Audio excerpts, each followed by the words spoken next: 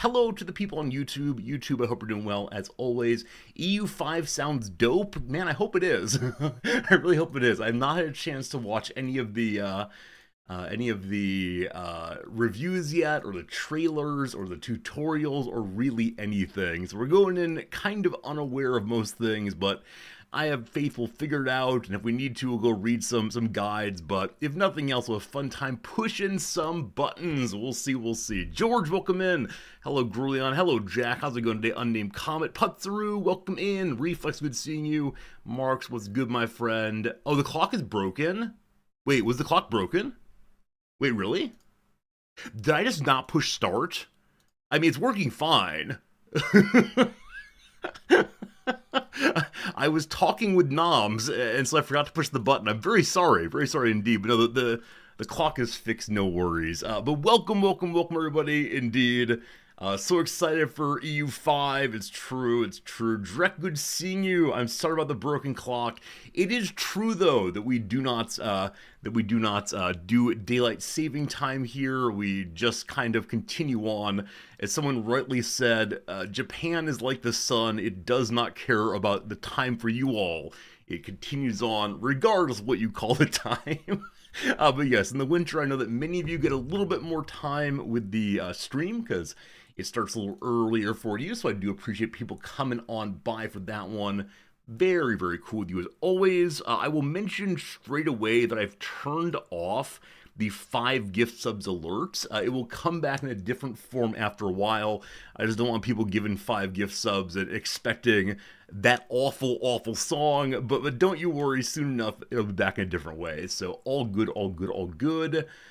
Is the reason for 7 minutes and 22 seconds on the starting clock. I have used it that way for a very long time. The Noosa song is 7 minutes and 21 seconds long. And so the 722 is based on, I try to start talking at 10 seconds remaining on the clock. And so the hope is that the Noosa gradually fades out, I begin talking, and then it is dead silence when I say, hello, friends. That is the goal.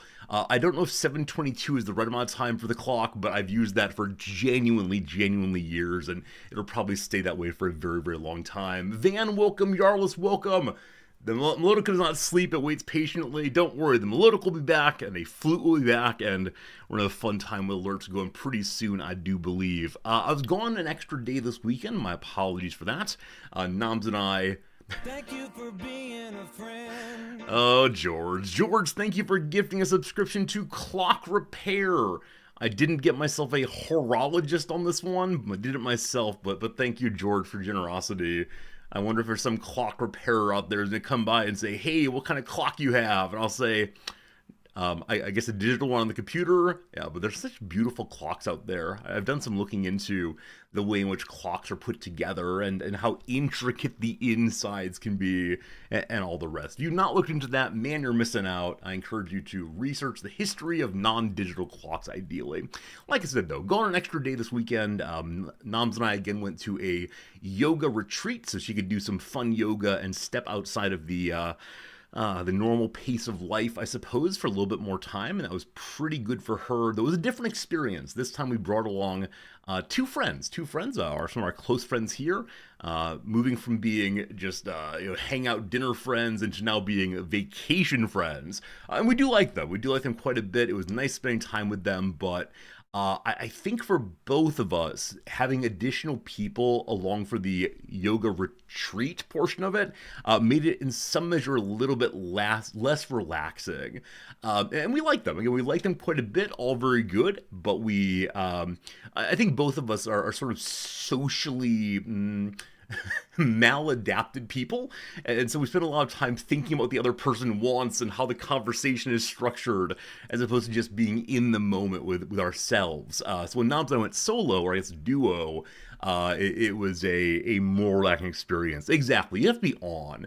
Now, I think if we were, just doing Like, I don't know, going to a show and having dinner and a few other things in a day or two, that'd be okay. But because the focus was so much on disconnecting from the rest of life, and then we had part of the rest of life there, it just felt different. But again, such a good time with them. They're very kind people, and it was nice to, for the first time ever, vacation with other folks. I don't know what the next step in our relationship is. I think vacation friends might be the highest of level. Maybe retirement community friends comes next, possibly, but we'll have to see how that one goes. Vex, hello, you do get to see EU5 today. Like I said before, I haven't played hardly any EU4. I was planning to do EU4 last week until the Paradox people announced that they were releasing a CK3 DLC last week, so we did that one instead, and I don't know. We've discussed this on Discord before, but man, Paradox's release strategy genuinely does not attend to all of the other games they have. They kind of go quiet for a while, or a month or two of nothing, and then boom, it's time for 2 or 3 releases. And our friend Drek rightly said, I believe, that some of this is trying to get profits in or revenue in before the end of the calendar year, and I get that, I guess, but I wish they would do it in a way that's a little bit more considerate of the gamer. Now, of course, the case that we don't need to play games on the day of release, right? We don't need to play CK3 last Tuesday and EU5 this Tuesday, etc., etc. But as a streamer especially, I want to for you all. And I think for a lot of players, there's a desire to get to the new shiny thing immediately. Assuming one has money to spend. I don't know. Klaus is about capitalism. I mean, I don't think it's just capitalism, but probably a little bit of it. Maybe. It's like the Ayn Rand theory of competing departments. Oh, okay. Drek, I'm sorry I misread or misremembered who said what. But yeah, I mean, I think it's... I don't know. I don't want to say anything I don't know anything about, but the inner workings of game companies are occasionally somewhat opaque to me. Haven't heard back yet on my CK3 Hearts of Iron 4 Paradox Games and Japan pitch. It was the weekend, of course. I'm sure the editor was busy. And so we will hear back from later in the week, I'm guessing. But I think I have a possibility of writing a little article about staring at the map of Japan and what that allows us to do for our imagination, our history understanding, and so on. But we'll see how it comes together. Nothing terribly unusual, but we'll see for sure. What else do I have for you all? Weekends, fine time, this week teaching. I've really got nothing, frankly. The trouble with a yoga relaxation weekend is it's primarily just relaxation. So a lot of it was sitting and reading books. Oh, except for the part where I forgot to relax or became unable to relax. So Saturday evening, I found myself like stuttering in conversation, suddenly worrying a bunch about what other people thought of me. I worried briefly that my relationship with my wife was ending. All of these things happened in the course of 2 or 3 hours. And I sat down by myself in the bedroom and said, what is happening? And I realized, can you guess? I didn't take my medicine that morning. Jim got it right. Yeah, it's the weirdest thing. It's just being out of my normal routine made me just like, I can easily see if my hair is not brushed, right? I can easily taste if I've not brushed my teeth, etc., etc. But the meds I only noticed missing well after I should have taken them. And so they weren't in the normal spot where I go and take it each day. And Noms had taken a medication container and set it off to the side in a place I didn't think to look. So yeah, I'm glad I was able to discover that one pretty quickly. Had to continue on with some really rough times. But yeah, I took the meds, and about an hour and a half, 2 hours later, I was back to feeling largely normal. It's just weird. So yeah, I don't know the half-life of these things or how they turn off or how they turn on, but I'm really quite grateful that they work, at least in most cases for me. But there you go. Once again, leaving town. Gotta remember to eat the medicine for sure. Any of you have some cool things to mention? Any of you have any weekend occurrences that you'd like to share with the class? Eat anything fun, make anything fun, do anything fun, what games are you playing, etc.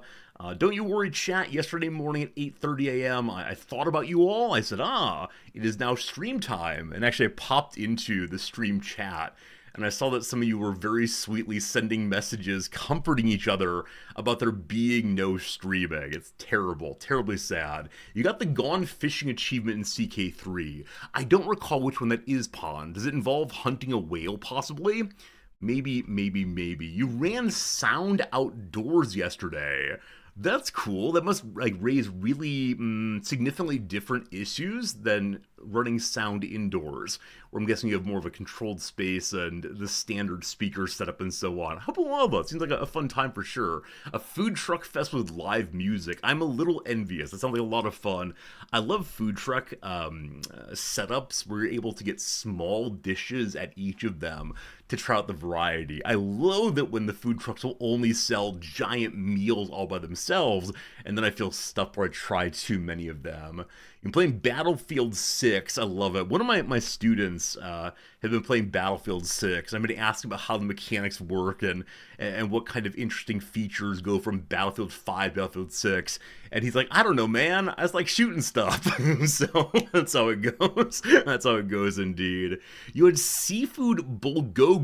Bulgogi, I assume. I don't know what that is. Bulgogi. Sounds Eastern European maybe, but I honestly don't know what bulgogi is. Striking. Swole, you saw yourself a rugby game? Farinanthus, 60 months. Thank you for being a friend. I appreciate you keeping that Prime sub with us as always. Thank you for your generosity, my friend, and thank you for hanging out with us as always. Hope you're having a good day, and thank you for all your good work during the Baldur's Gate 3 streams. The streams that people want to spoil so badly, but you keep them in line for sure. Yeah, rugby match, though, sounds awesome. We did one of those last year. I think we want to do one this year and didn't quite work out time-wise, unfortunately. Strawberry Chemist, you cooked a huge batch of golden curry for the first time. Japanese curry, very tasty. There are a number of ways to modify the Japanese curry. One of them is to add apples to it. My wife's mother would always add apples to her Japanese curry. I, on the other hand, have my Japanese curry recipe, something that my wife hates. Namely, I make it go for way too long, and all of the potatoes, which are supposed to be chunks inside of the curry, break down entirely and function as a thickener, and so the curry becomes glorpy is the phrase that I use. And Nam says it's not curry anymore; it's just like some heavy stew. But oh, it's so good.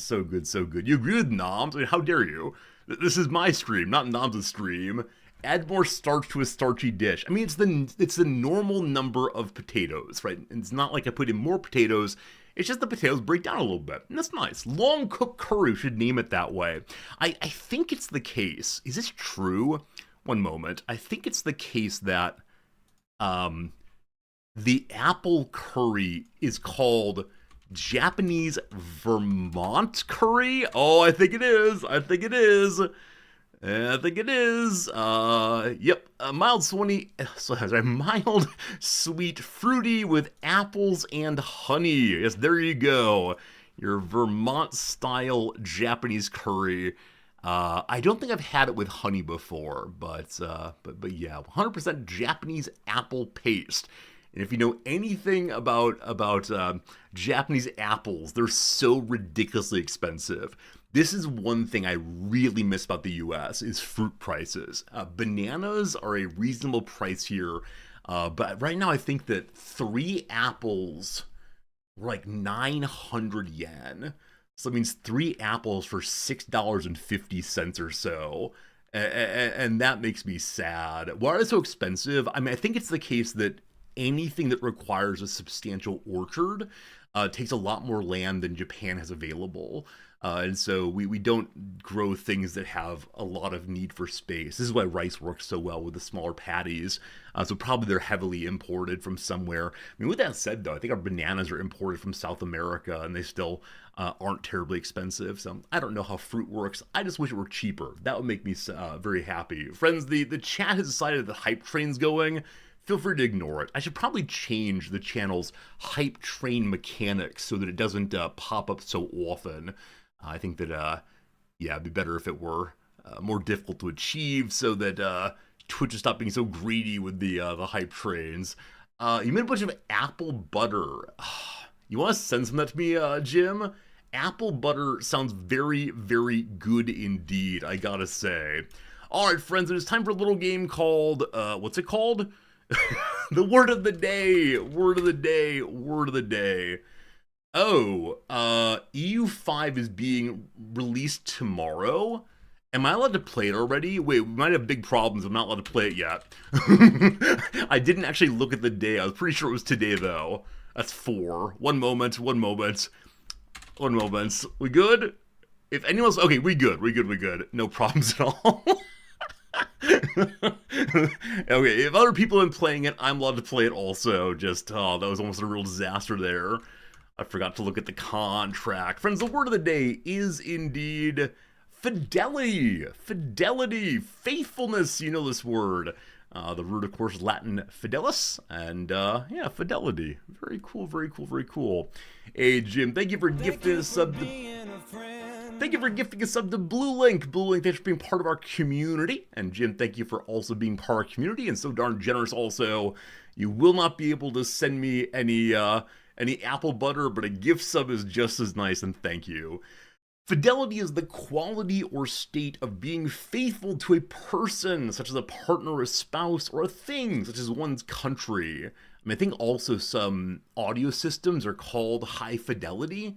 I think it's also a movie. I did not watch that movie. Is High Fidelity about like a Rolling Stone magazine reporter who grows up? Is it a Bildungsroman, possibly? Possibly.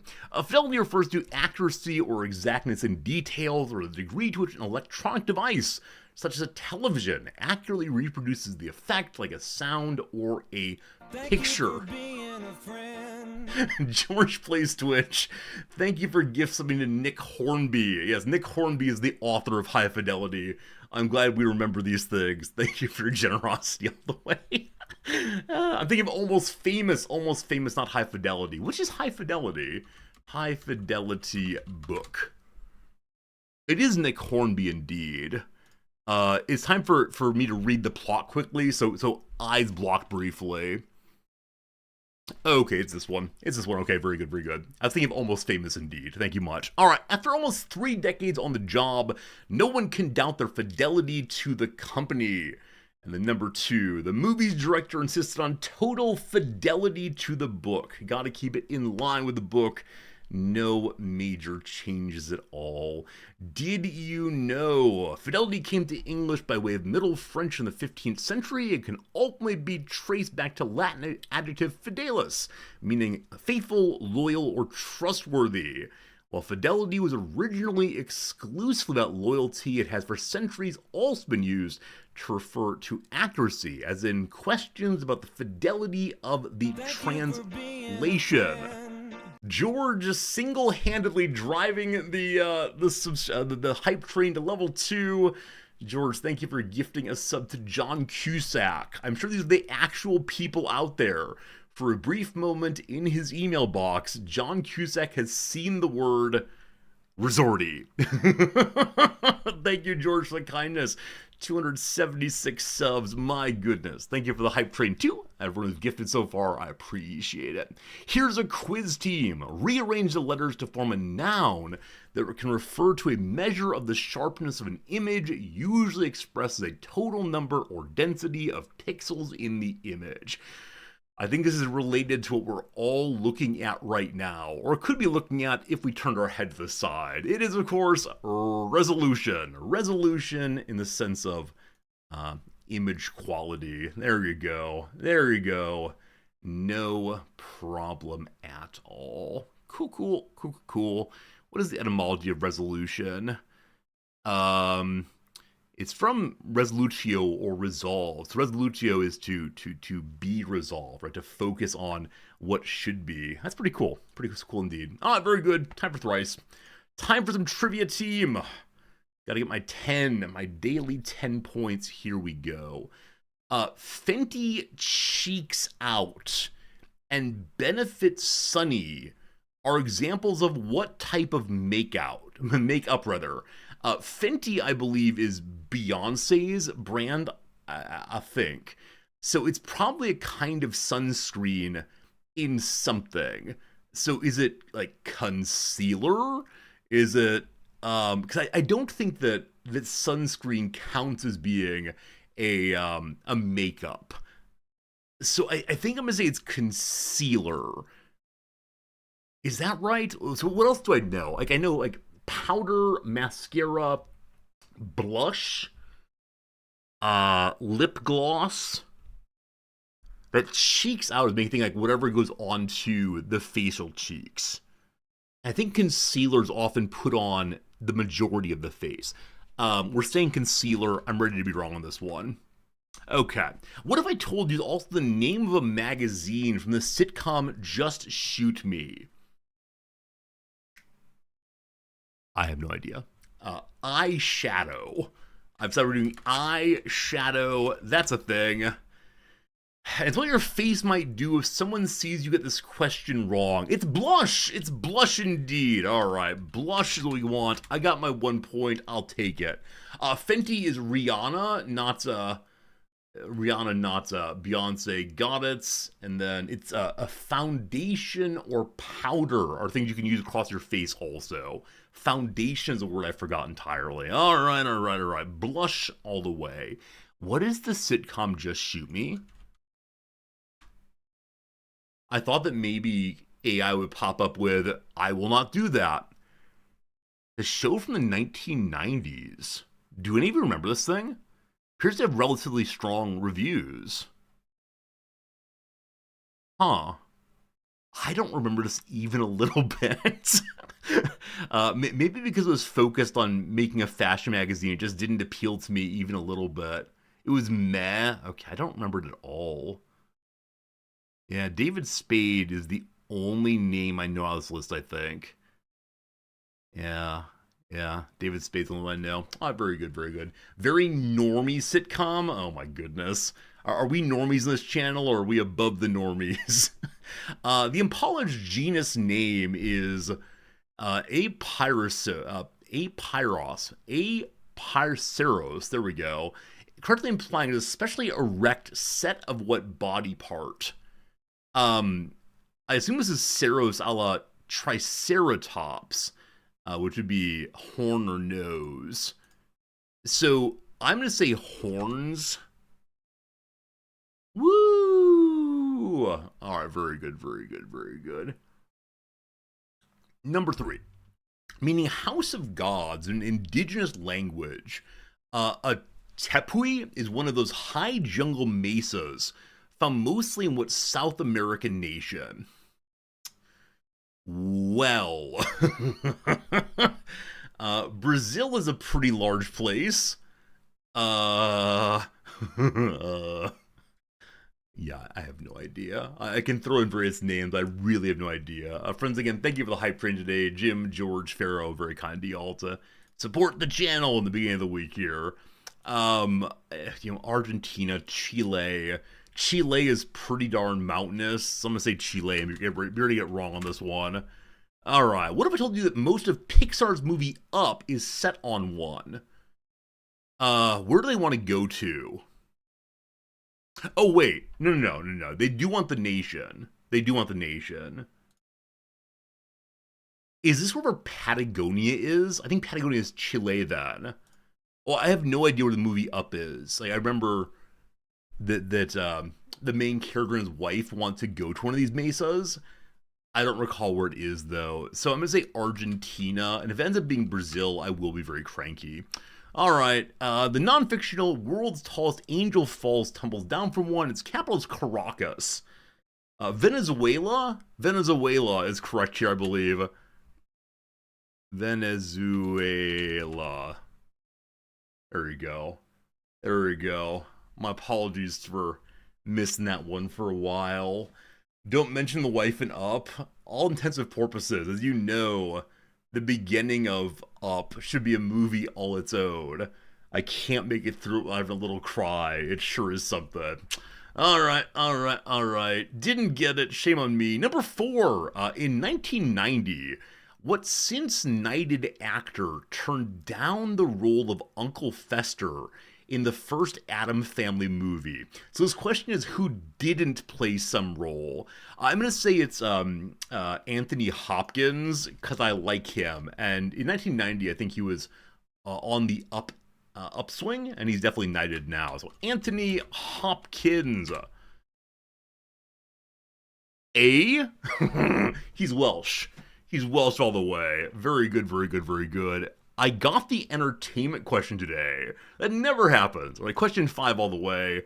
Arts and culture. Confirmed in 2014 with the discovery of the brothers' poem. Karaxos and Larkos were brothers of what mysterious classical poet? Is it What's Her Bucket from Lesbos? Oh no. No, not Hypatia. Oh no, it's in the same area. Oh, she wrote only a few poems. They are in Fragment. They mostly focus on love. Her writing might be the first lesbian portrayal of love in classical work. It's a Greek person. Oh no.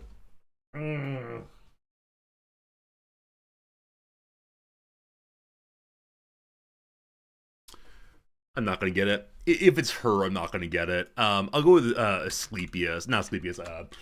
What's his name? I'll go with that person. Well, alright. Advising the young girls of Lesbos, son of a gun. The Tithonius poem is a fragment of what ancient writer? What is her name?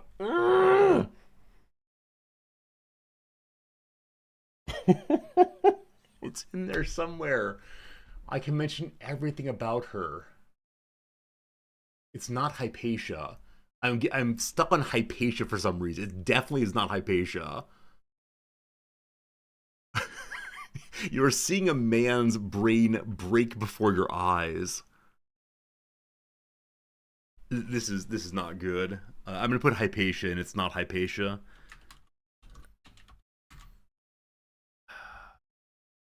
Oh yes, important she was in Lesbos. This day we have it's Sappho. Of course it's Sappho. Of course it's Sappho. Of course it's Sappho. Of course it's Sappho. Yeah. Yep.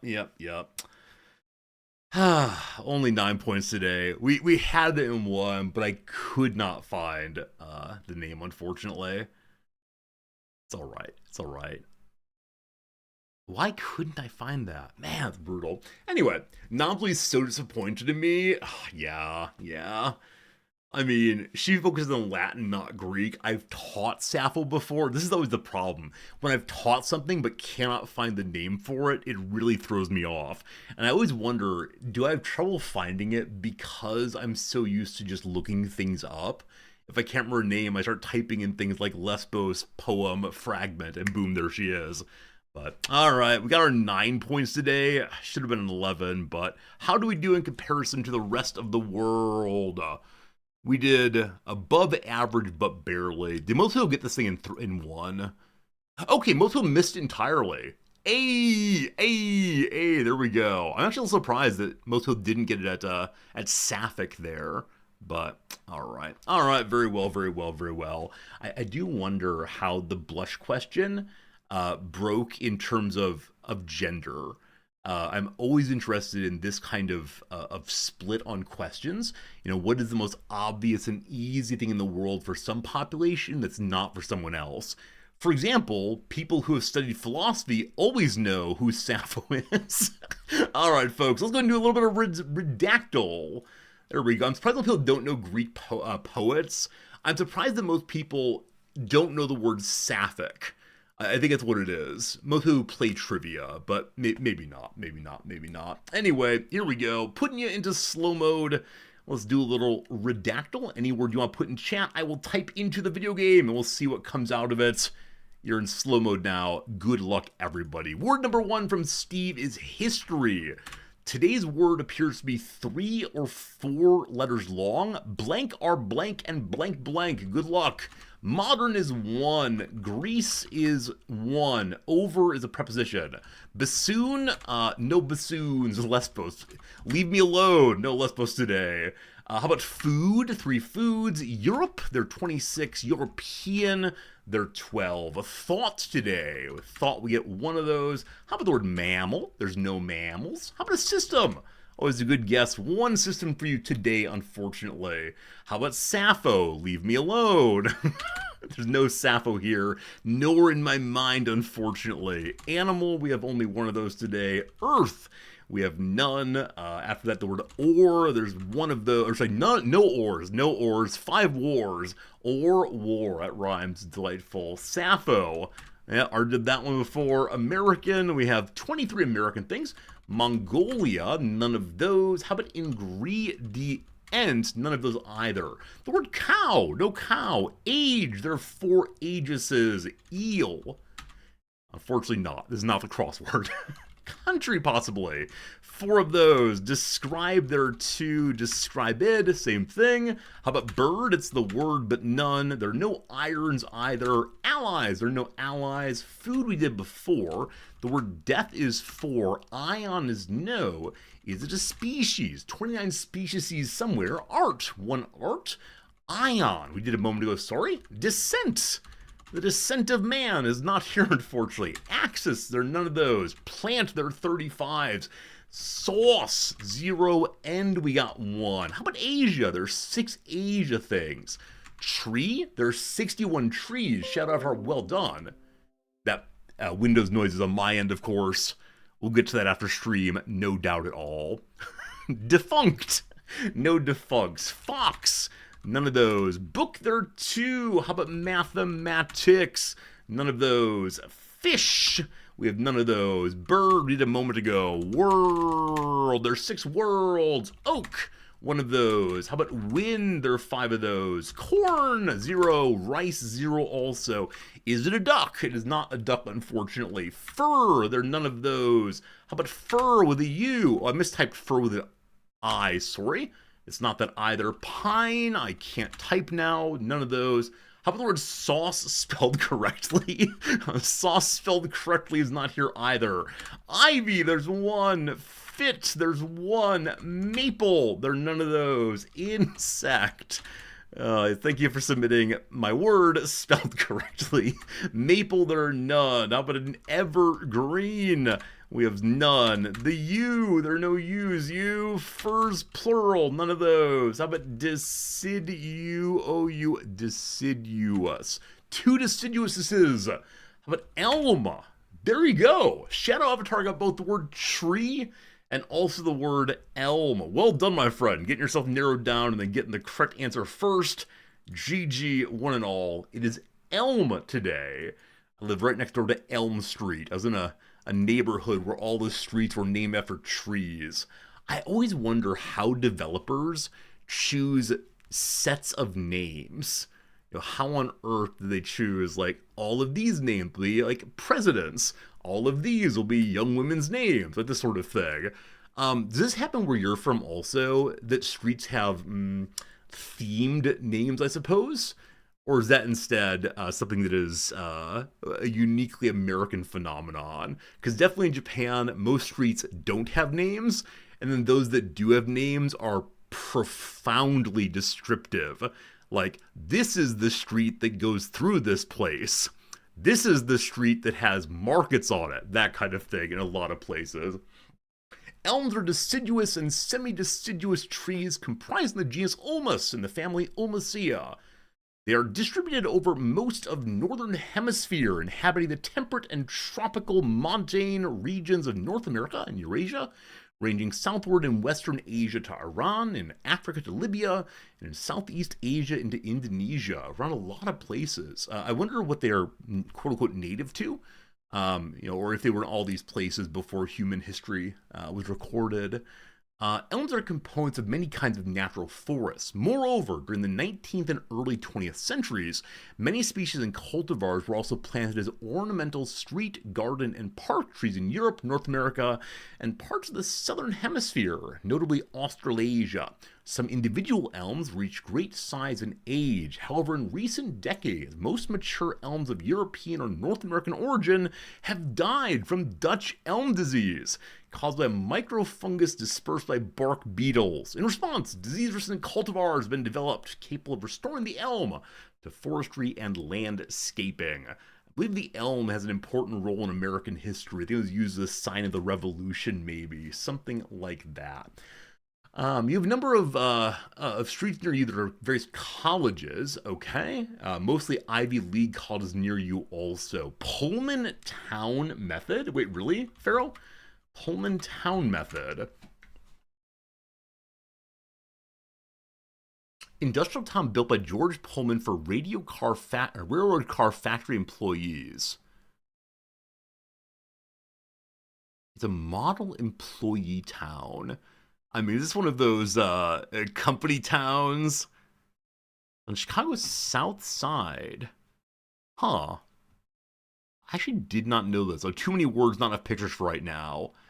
Yeah, but apparently, like the pre-planned city with names. I mean, many of you might know already that there are a number of cities in Europe that are planned out by the royalty. Like King Charles made a city that follows his particular philosophy on environmentalism, and a certain hint of socialism gets involved also. Direct, I thought so, direct, yeah. This town, or the area I grew up in, like my neighborhood, I guess, was put into being, that's right, was developed in the, I don't know, like 1890s, 1920s, something like that, which feels like it's well before the era of like planned developments by a developer. But I actually don't know when various kinds of developers started. Like certainly it's not the giant suburb where you have hundreds of the exact same house made over and over and over again.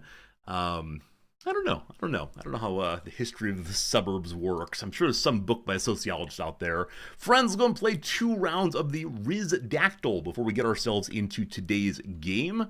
I'm pretty excited, but also pretty nervous for today's EU5 playthrough, but it should be a good time nonetheless.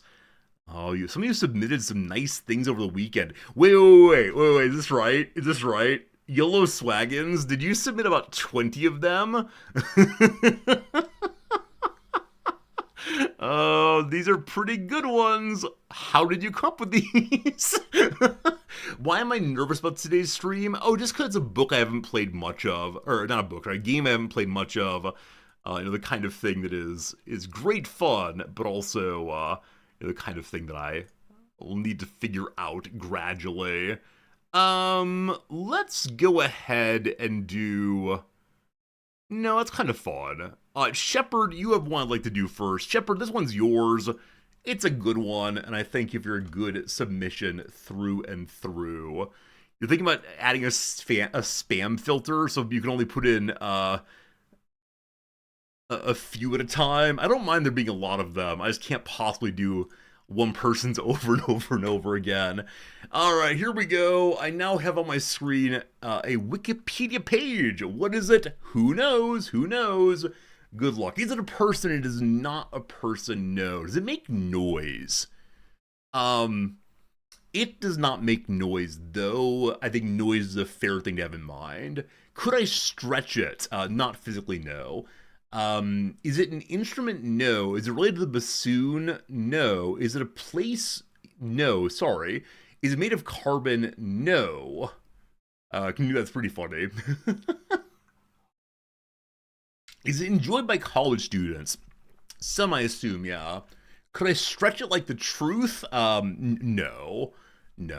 I wouldn't get stuck on the stretch thing. Is it tangible? It itself is not tangible, no. No, it itself is not touchable in any sense at all. Can you stretch it like the truth? No, it's a different way of stretching if you want to stretch it. But I think it's fair to say no, it's not stretchable.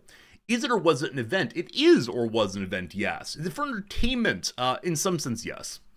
Is it philosophy? It is not related to philosophy. No. Is it an organization? It is not an organization. I think event is the best selection as far. Is it man-made? It absolutely is man-made. Is it a concert? It is not a concert. Is it a specific event? Yes and no, depending on how you're approaching that question. Did it happen in the last 50 years? Yes. Is it Woodstock? No. Is it the end of something? No. Did you learn about it in high school? Maybe. Did it predate 1800? Yes. Yes, I think. Is it repeated annually? Yes, it is repeated annually. It's a specific thing that happens every year. Every year, indeed. Has it happened multiple times? It has happened multiple times. Indeed, indeed. Is it war? War never changes, but it's not war, no. Is it considered a holiday? It is considered a holiday. Is it considered ayaya? It is not ayaya, ayaya, ayaya. Not a little bit at all. Is it your birthday? I don't believe so. Is it associated with a specific country? Yes, a specific country is probably associated with it. Is it natural? Everything we do is natural, man. Not in the normal sense, no. Is related to religion? Vaguely. Does it happen in one spot? No. No, no, no. No, no, no. No. Is the countries associated with the Northern Hemisphere? Yes. Day of the Dead? No. Is it a competition? No. Is it waking up late for work the day after daylight savings time? Mark, do you have a story? Is it Thanksgiving? No. Have I celebrated it? I've been near a celebration, but I've not celebrated it. No. Is it Dia de los Muertos? No. Does it require burning? Require no, but burning could be involved in it, yes. Is it American? No. Is the country it celebrates in the Western Hemisphere? That's an awkward question. Cinco de Mayo? No. Does it involve alcohol? I don't know.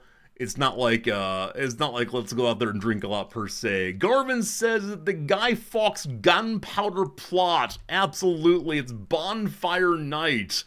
We celebrate. Well, okay, there are a number of bonfire nights. I grabbed Guy Fawkes night as being the one that matters most. There you go. Guy Fawkes night, All Hallows Eve, etc. But Guy Fawkes night's what I had in mind in particular. There you go, team. The night when effigies of this fellow are burned.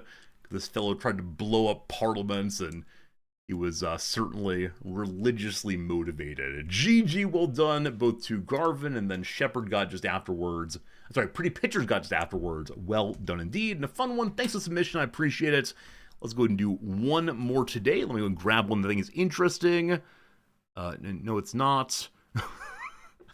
That's interesting, but probably too hard for today. I should probably pick these out before stream, as opposed to waiting for now. Is that interesting? That might be interesting. Okay. Thanatos, this one's yours. Thanatos, I've chosen one, and golly gosh, it's yours. It's gonna be a good one. Alright, team, I now have on my screen a brand new Wikipedia page for us to guess together. I give you the best of luck. Is it a person? No. Is it made of carbon? No. Hello, dogs. Is it balanced, as all things are? It is not balanced in any sense that I can come up with quickly. No, not balanced. Can I poke it with a stick? I cannot poke it with a stick. No. Is it a thingamajig? I would not say the thingamajig. No. Is this one IAA? This one's closer to IAA than the prior one, but no, it is not IAA itself, no. Can I stretch it? I cannot stretch it, no. Is it a concept? It's one of these words we struggle with. It's an instantiable concept, sure. Is it an animal? No. Is it a place? No. Would I learn about this in a college of liberal arts? Not during a class, no, but we might talk about it, sure. Is it man-made? Yeah. Is it related to astronomy? I'm going to say yes, it's related to astronomy, but it's related to a lot of things. Is it a piece of writing? In part, yes. Is it related to money? Again, it's related to a lot of things, but not primarily money. Does it weigh heavy in the hearts of man? Probably not. No, probably not a heavy idea. Is it boredom? It is not boredom. Is it tangible? No. No, it's not tangible. Is it a methodology? No. Is it a song? No. Could it hurt you? Not physically, no. Did I learn about this before the age of 18? I don't think so, no. No, I'm not sure. I mean, I definitely didn't, but I don't know when I learned of it. Is the Voyager space probe thing? It is not the Voyager space probe thing, no. No, I think that might be tangible in principle. Voyager space probe thing. Okay. Partially a piece of writing, though, and I think that's the most useful for right now. Does it involve a probe? No. Have I discussed this with my wife? Absolutely. My wife and I have discussed this. I don't know how much that helps, though. We talk about a lot of things. Hey, how's it going, Fair? How you doing? You forgot the name of one streamer friend of mine who quit this. Skyrim Beardy Guy. Fair, you're thinking of what was his name? I want to say Akira, but that's wrong. I know who I'm talking about. This is a streamer with a very long beard. I think he was Swedish also. Akira's coming to mind, maybe not though. Anyway, is it religious? It is not religious. What I consider is a disappointment. Nope, I like this thing very much. Has it been dated? I mean, I know the dates on which things happen, or I know dates related to it, but dated in the sense of smooching, no. In the sense of like event of history, not really. Is it generally looked upon favorably? Yes. Is it a poem? No. Is it part of a conspiracy theory? No. Could the topic have been discussed by riverboat gamblers in the late 1800s? No. Late 1800 riverboat gamblers would not discuss this at all. Is this from the last 50 years? No. Is it therapy? No. Was it created? Yes. Last 50 years? Yes. Created? Yes. Getting there indeed. Getting there indeed. Skyrim streamer Akira? No, it's not it. I'll try to help you find this person I used to chat with regularly on streams. Electronic, in part, yes. Is on the periodic table? No. Is it still being created? Yes. Are there funny memes about it? Yes. Would someone with a hands-on job likely know of it? I think it's more commonly to be known, or more commonly known in other realms than the like blue-collar worker, so-called. But I think it could be known by lots of people. Are there over 1,000 of this thing? I believe so, yes. Related to books or reference materials? Not primarily. Is it computer-related? Yes. Is it a pumpkin latte? No. Is it a web comic? Yes. Is it a long beard? It is not a long beard. No. Yeah, unfortunately, when I look for bearded Twitch streamers, there are so many people who have fetishized their beards on Twitch. Is it XKC? It is not XKC. Is it Homestuck? No. Is it Synergy? No. Is it XKCD? Indeed, it is XKCD. Indeed. Radicus got it, but Pond, you basically got it anyway. It's a serial webcomic created by American author Randall Monroe.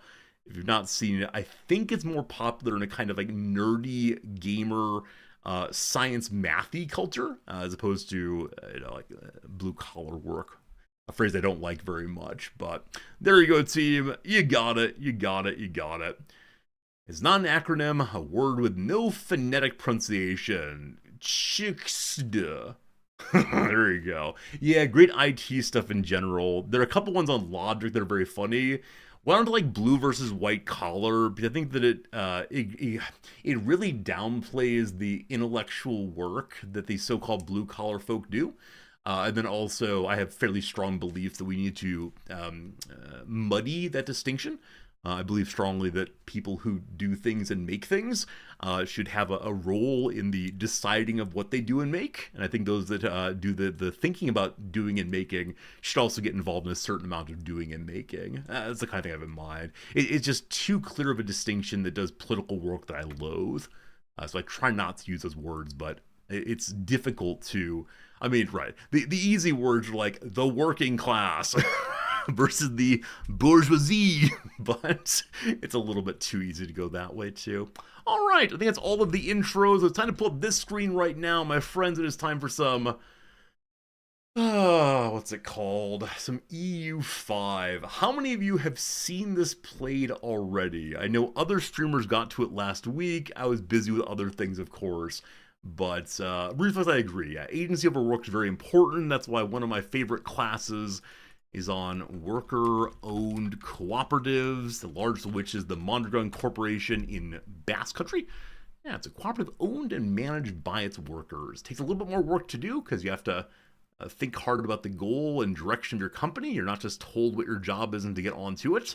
But I think it's the kind of thing that brings a certain democratic spirit into the workplace, which is completely hostile to just being told what to do by bosses. It's super interesting all the way.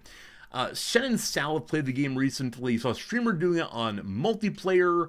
Shen and Flory both played it. Arumba got very frustrated with it. I mean, he tends to play the game in a way that's very high level, very smart person, where I kind of push buttons and hope for the best. So we're gonna have a good time, I'm sure.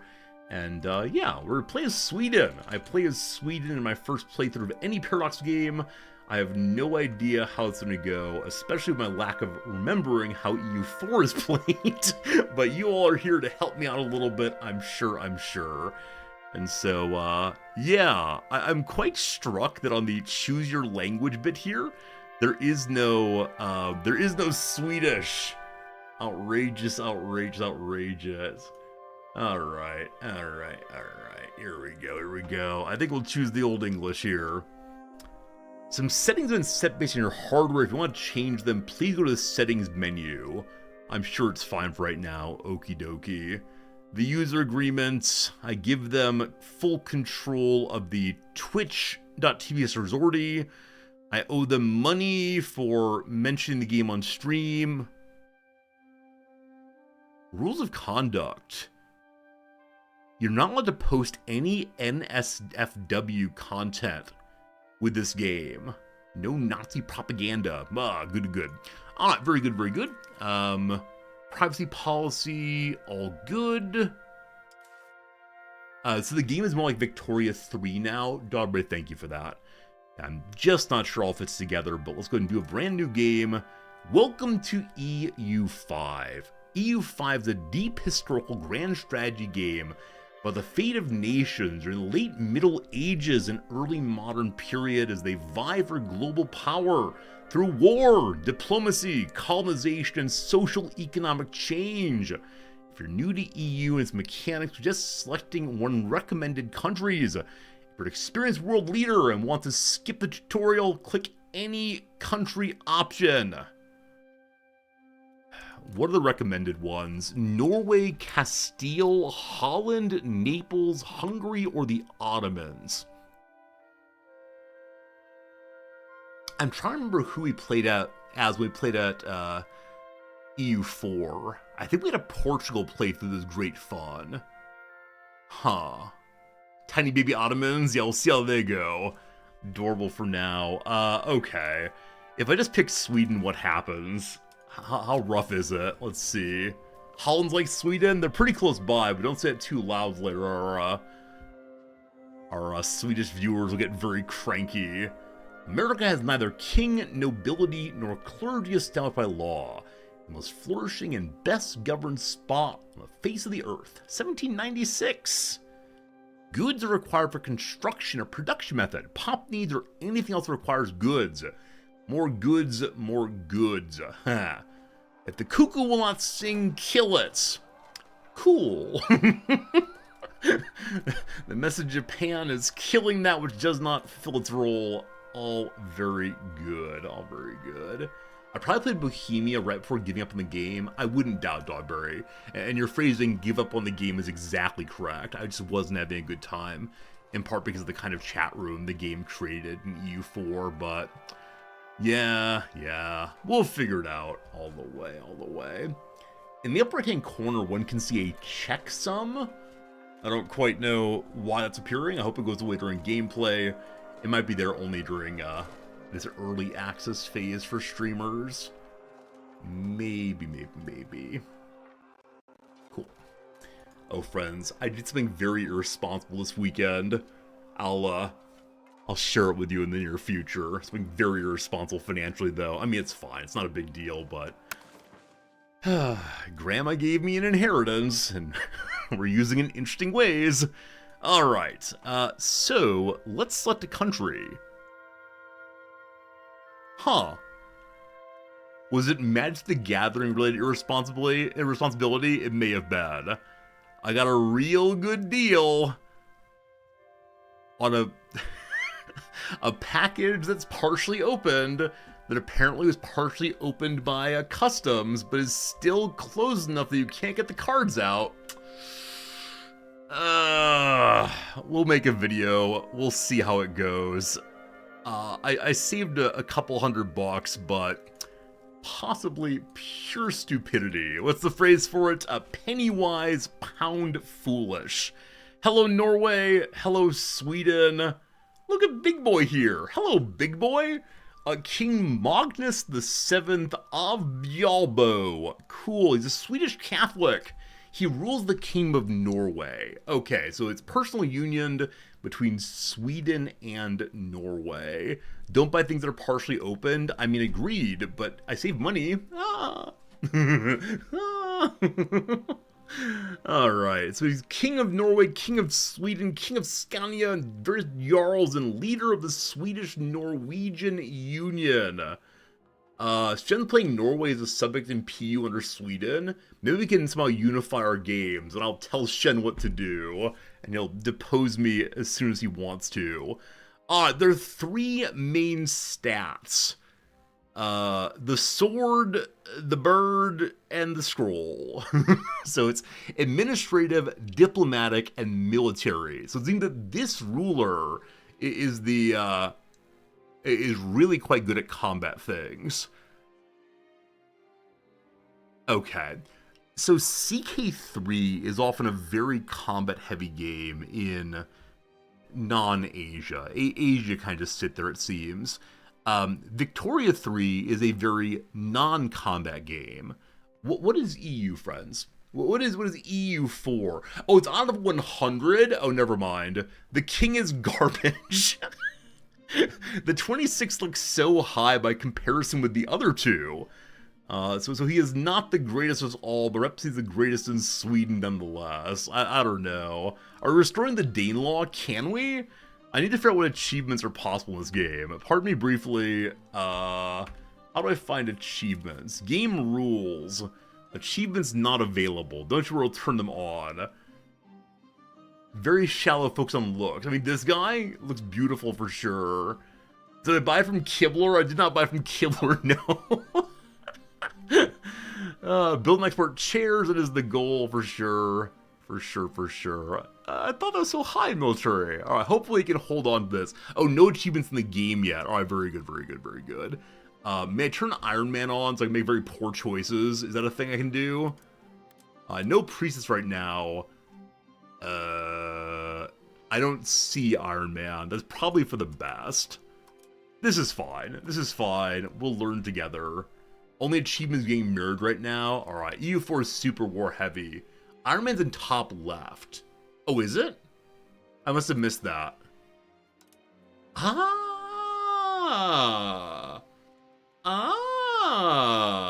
Thank you for having eyes, Baltec.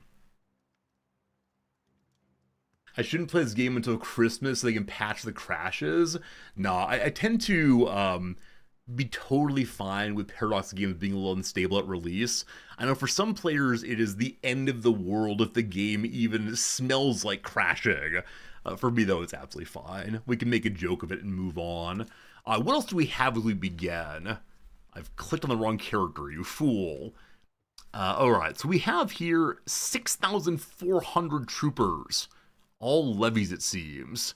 Got a pile of money and people and location. Well. Should I go ahead and play as Sweden and figure it out? What are these? Swedish-Norwegian Union. A type of treaty that happens when two or more countries have come to have the same ruler due to a royal marriage. They function like a defensive alliance. Got it. Number 2, the Catholic Church. Various policies in Latin. Sutum regno Dei. Oh my goodness. The depth of this game is going to get us. What do we call this one? Baby's first EU5. We'll see. First, you need to chill, my friend. Let's move on. All right, the game is crashing. Oh boy, big white page. Here we go. Kingdom of Sweden begins now. It's a feudal kingdom under the rule of Magnus VII of Galbo, who also holds the crown of Norway. I like to imagine he wears one and literally holds the other one. The kingdom of Scania was brought from the impoverished Danes just a few years ago. Our realm is vast, but sparsely populated and mostly covered by forests. Inside those forests, riches of iron and copper remain hidden, but can soon be exploited to enrich the country. Our realm faces challenges. We recently clashed with the mercantile power of the Lord Republic of Veliki Novgorod over Ingria, while the Kingdom of Denmark and the Teutonic Order control most of the lands to the south. Shall we be able to establish the Dominium Maris Baltica, dominion over the Baltic Seas? Apparently that is the goal implied by the start, is control everything around us to the east, I guess. Here are some hints. Start a learning walkthrough. You can't run it with missions disabled. I didn't mean to disable the missions, so that's fine. Let's get to it. Here are some things to worry about. Number one, we have populations with needs. Cool. Okay, so these red ones indicate we don't have enough of X, supply versus demand. So I wonder if we'll have to Victoria 3 and figure out a way to make more of these things. Oh, presumably this is making the building. Okay, what are these doing? So this is like a farm side maybe, and this is a inside the city building maybe. All right, so what is most important for the people? Coal, sugar. This line means what? This line is how much the thing costs currently. What does yellow mean? Okay, I believe the ones that are gray are currently selling for below base price, and the ones that are yellow are above base price, maybe? I don't know. So nothing here is, that's food, that's fruit. All right, rice, is rice our boring food? I think giving people boring food seems an important idea. Saffron, that's far too fancy. So I'm going to build a fruit building. No, I'm going to build a rice. We have enough rice. Here comes a fruit building. Building the fruit building in. Where's my country? How does one do this? We click the fruit orchard. Where do we put the fruit orchard? We can see its productivity on all of these. I doubt I'm going to give it to the capital. It's productive enough in Sorchaldia, but that's look at all of the tiny bits of the nation now. So one of the things the nation does, or the EU5 does, you have so many more subdivisions than ever before. Look at the Germanic states, so many of them. It's crazy. So I want to go and put this in this place. I don't know why, except that it's not my capital. So each one builds takes 1,000 laborers. Available for employment is negative 2,000. Only 1,000 laborers live there. So will people migrate over? Oh, okay, we can see on this list, what, there are two numbers. So there are 200 people available and 19,000 peasants who can get promoted. All right, so this is unemployed, this is peasants. And we always need to get the peasants to work, of course. Let's build 3. Why 3? It's a number. Okay, let's go make a little bit of everything. So coal, does anyone have a bonus to coal? The charcoal kiln, what do? Do you like take in wood and make some coal? Hopefully enough wood, if not we can fix that next. Nordmark comes at top. It is the most productive. We're going to put 2 of there. If you hover a mass build button, it'll show which one are best to build. Mass build button. Mass build button. There we go. Huh. I need to increase our market access. So I pushed this button, and it made a lot of them. Should I have a lot of them? I don't know. So we're getting some things covered now. Next up is... Okay, these things I believe I'm unable to build. So their desire for things like silk and so on are not for me right now. Maybe I can build them elsewhere eventually, or find a way to transport possibly. The rebel movements, the Sami Patriots, so in the north, there are people who desire to be free. Do I care about that? Right now, there are only 0.03% of our country is that. We're okay. We're out of money. We have 27 money left. And we're currently burning 2.69 money per month. Cool. Possibly made some mistakes. Possibly mistakes. That's all good, though. What else we got here? Unprofitable buildings, you fools. What is your issue? Why are you unprofitable?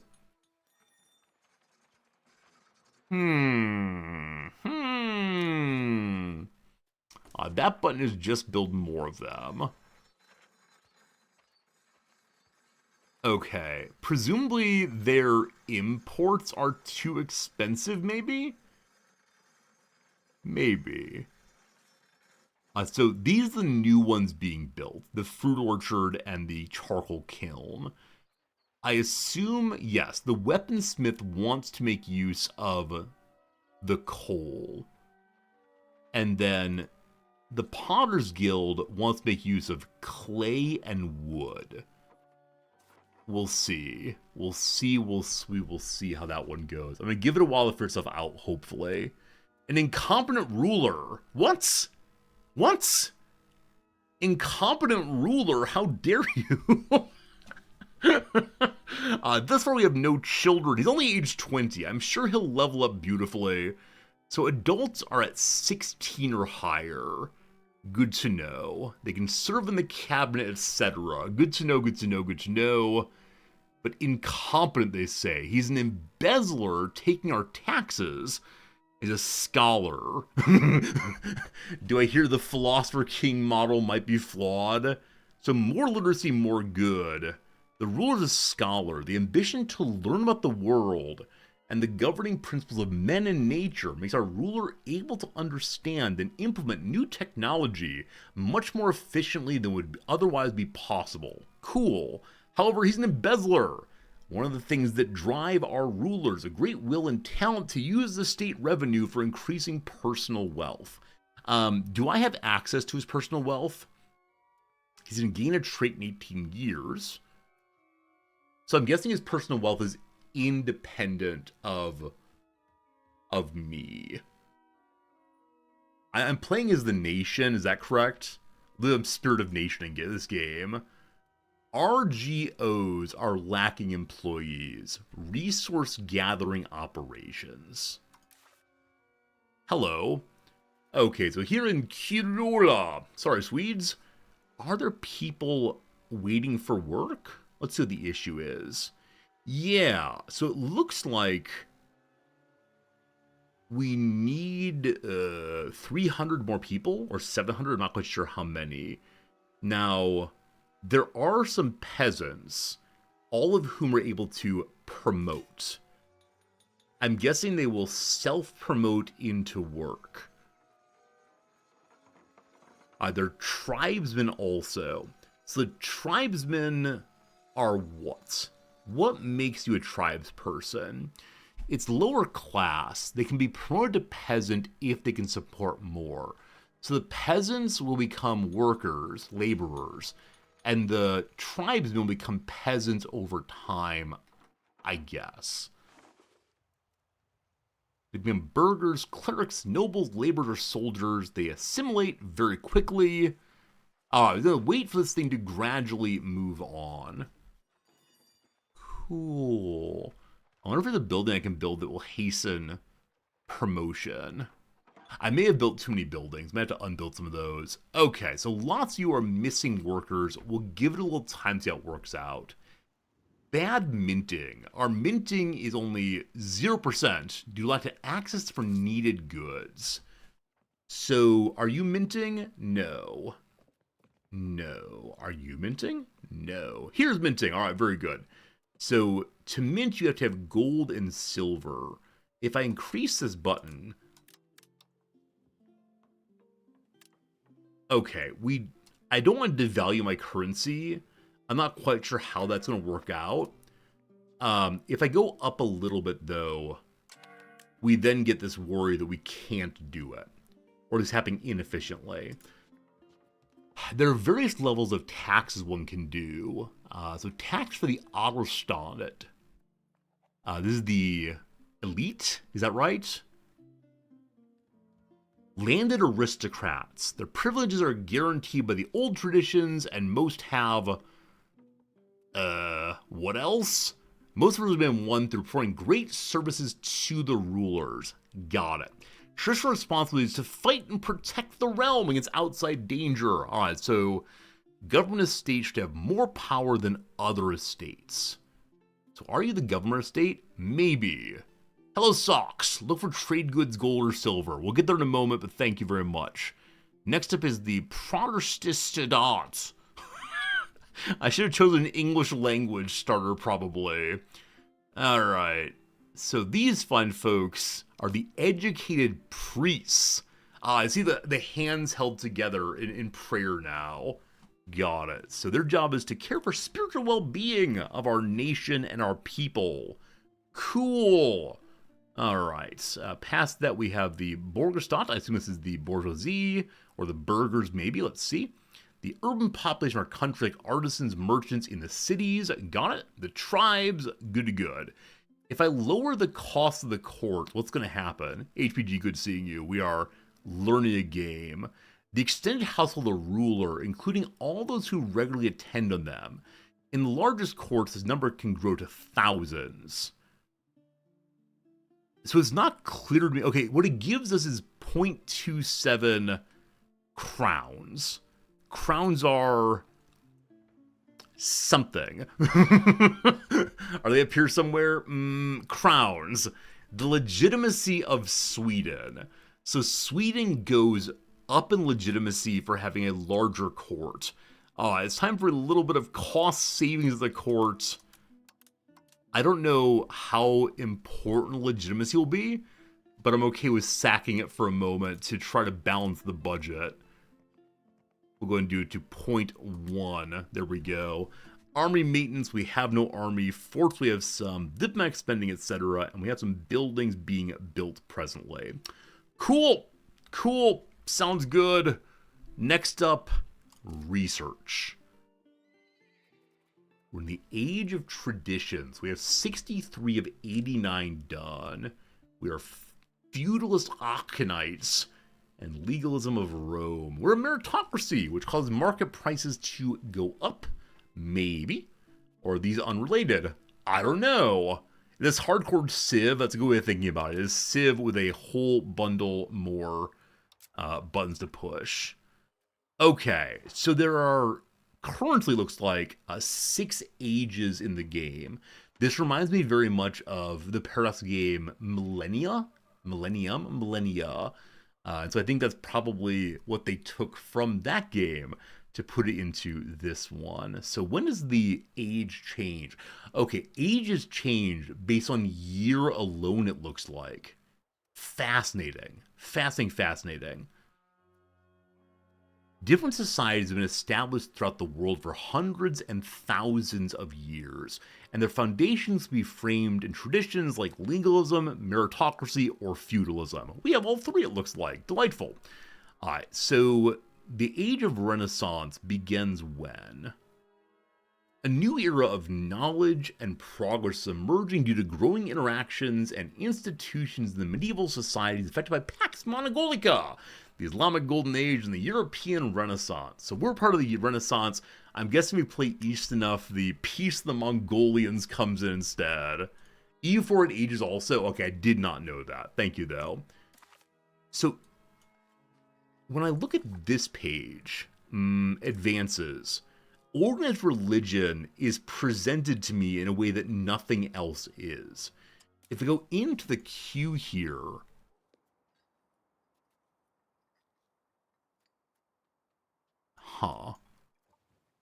These have all been researched. De jure laws have been researched. Pest house researches. How big does it go? Like, how far am I down or not down? they all say that they're already done. Okay. How do I find the undone ones? Okay, I clicked RGO, Research Gathering Operation or something.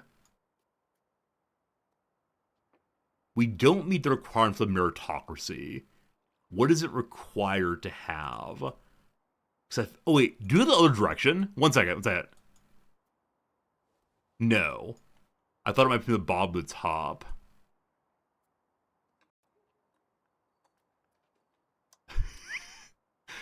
Okay, so we're allowed to push the golden ones, I believe.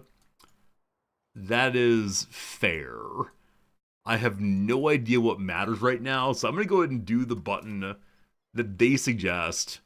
Religion plays a major role in every society, yet not every faith has the same structure.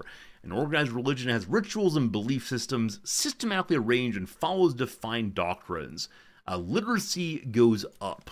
I like that idea. Yay, literacy. We made a selection. Next up, the possible cabinet actions. Well, number one, we need to hire a cabinet.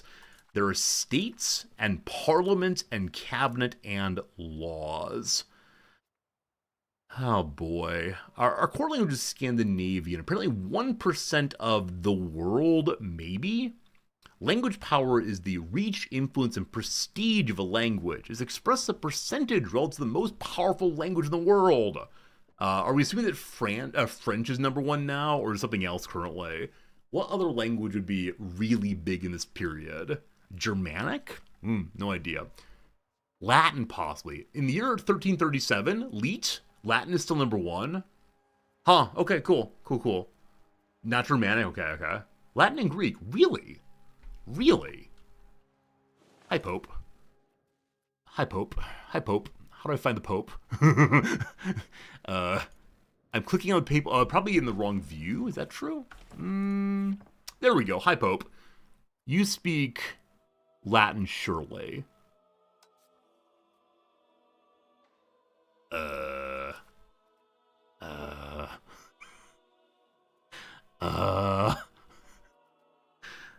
We're perfectly balanced. Good job, Pope guy. How many languages can I speak? I mean, well, I speak one language. A little bit, I don't know. 2, maybe 3, depending on the day. We allegedly have some Spanish in there somewhere. Well, that doesn't matter. What matters right now is over here. There are map modes in bottom center. Ah, you hero, thank you. Cultures, population, religions, diplomacy, tactical, economy, population seems plausible. No. Demography seems plausible. Dominant language. Oh, language power do I want? Okay, so French is 13%. Italian is 1. Yeah, I think we're too late for Latin, team, as a court language. Now, is this court language, or is this instead language of the population? Because, of course, that's split in some cases. Yeah, but looking like French is 14%. And that appears to be number 1. Where's Japan? Oh, right. In this game, you have to unlock the map. This is a fog of war game. I completely forgot, because this is the age of discovery, right? We're learning who's out there as opposed to knowing that Japan's out there. Oh, it's so cool, so cool. What is the key to return to ordinary view? Right-click is disable map mode? Nope. There we go. So right-click on that box will give it to me. Very good. All right. Who shall be in the king's cabinet? We have 2 cabinet members. What on earth shall they be?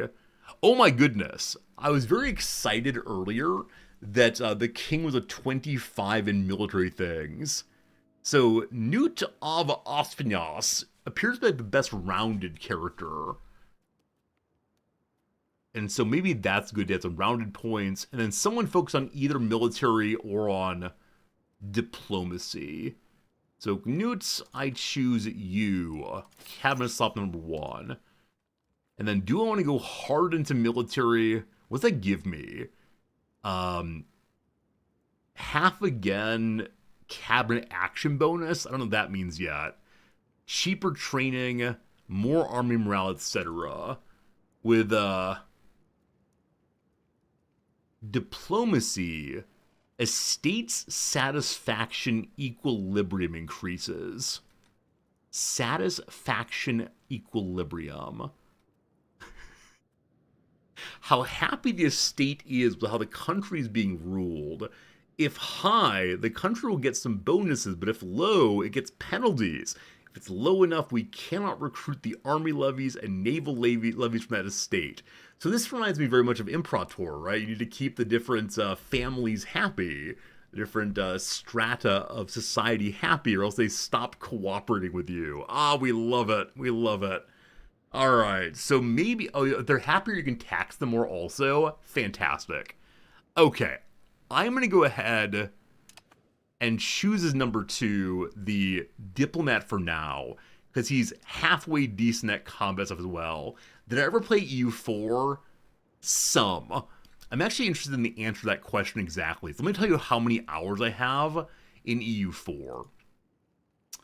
108.4 hours, which I know well in a game like EU is, I don't know, age 2, slobbering on my keyboard while hopefully pushing the right buttons occasionally. I've played so little of EU. Of the major Paradox games, the one I played the very least. So, yeah, I don't know much there. Bad Beat Bill. Bad Beat Bill, thank you for being a friend. All right. We have 2 people on the council now. One's a member of the bourgeoisie, I believe. The other one's a member of what? May I see? You are a member of the aristocrats, the family landowners. Got it. Exactly. After 1,000 hours in the game to get through the tutorial, I mean, I've told myself, I'm not sure this is true, but I've told myself we're going to play nothing but EU5, except on Saturdays, until I'm a competent player of this game. Does it actually happen? I'm not certain, but I'd like it to happen. I'd like to be good at this game gradually. Now, that does mean putting the Football Manager playthrough to the side for a time, but we'll see. I'd be really happy, though, if I were at least competent at all of the major Paradox games. We have cabinet actions now, and these cost bird mana in this case. Yeah? Wait, maybe not. So 45 birds. I only have 5 birds. Oh, they're diplomats. Number of diplomats will go gradually. So I think I can't do this. Wait, is this his skill actually? Good call, Pharaoh. If I have my article assigned about CK3, we'll have to go back to it, unfortunately. Okay, so this is how good he is the thing. Got it. So change societal values, develop a province, improve relations, migration, there's a lot of it. There are too many things, too many things, too many things, too many things. Support new farms, the north or east. Support the Finns and Swedes in the north to colonize and populate these new places. Should I make the Finns loyal Swedes? Oh my goodness. So, I know what development means in Crusader Kings. What it means in this game, I have literally no idea. Alright, you, my friend, are going to start farming. Now this thing is red and angry. What's that mean? Is it like how farm ready it is, possibly? I have no idea. Here. Oh, look at this. Angerman land. On German land. Whatever you say it as. That is about to help. I will help that one. Very good. Friends have been live now for an hour and 30 minutes. It's now time for a quick little ad break of 3 minutes, during which we'll do a thing called the crossword. When that is done, we will get back to our game. Don't you worry, you won't miss a thing. Other than me fumbling along with the crosswords always. Didn't finish last week's Wednesday, so I'm gonna go ahead and do that. And then we do have a Monday puzzle. It's Tuesday, so we'll get to the new Monday puzzle in just a moment. Originates from is probably starts from. Wait, doesn't get fit, is it? Extreme narcissist is an ego something. So originates is instead stems from. So an egomaniac is the person who's extreme narcissist. Bit of madcap behavior. Like a prank possibly, but what's the down here? I'm shocked is gasp surely. Let's see if we can do all the downs. A spot for ringing up a shopper are registers. Unproductive activity that sucks up an entire afternoon, say. I want to say it's like a time waste. Time suck is no good because it sucks up an entire afternoon. Ain't gonna happen. No dice. Old school that. Message sent to an online address is one's email. Cut a rug is to dance. At some points in the past is once. Eldest of Alcott's Little Women is Meg, I believe. Corporate taxpayer is a CPA. Madcap behavior is antic. Section of the script is scene. And lastly, added bonus is a perk. But okay, very good, very good. Let's go ahead and do a little bit more puzzle, and then we'll be back to our EU5 in a moment. Here we go. Monday puzzle. Elizabeth Gorski.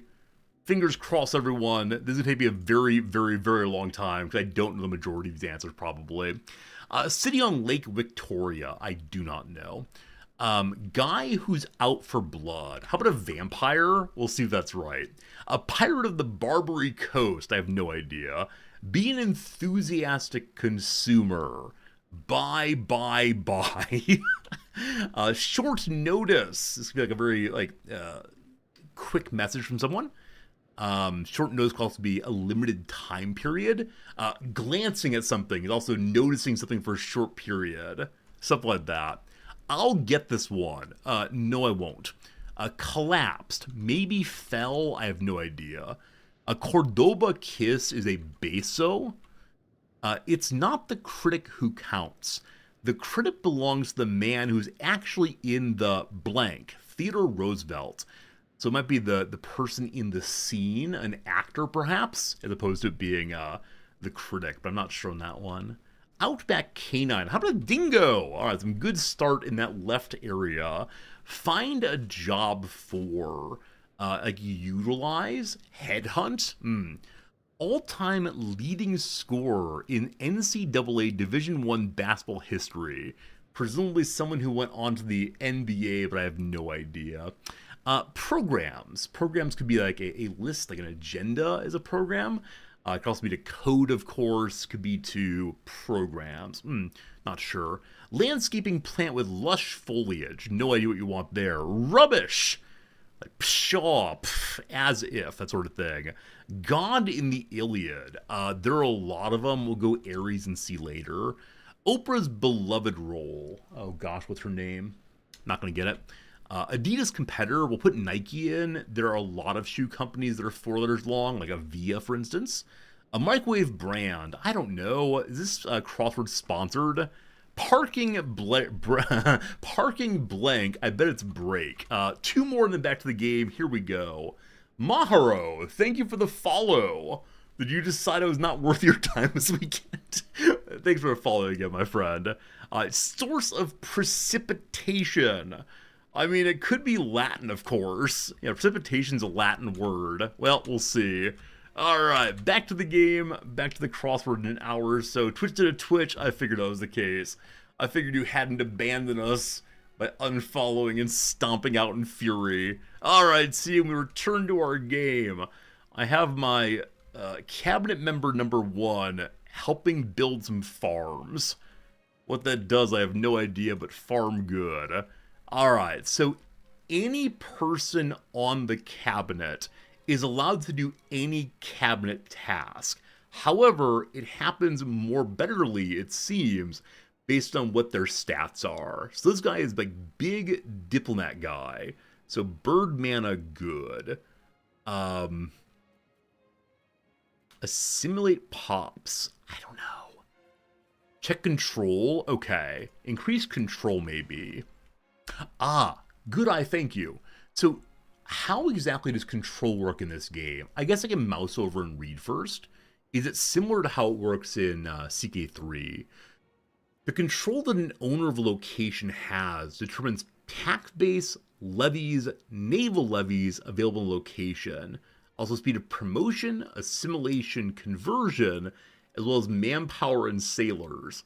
Control of location changes towards maximum control, meaning control will slowly decrease above the max or increase below it. So there's a balance point.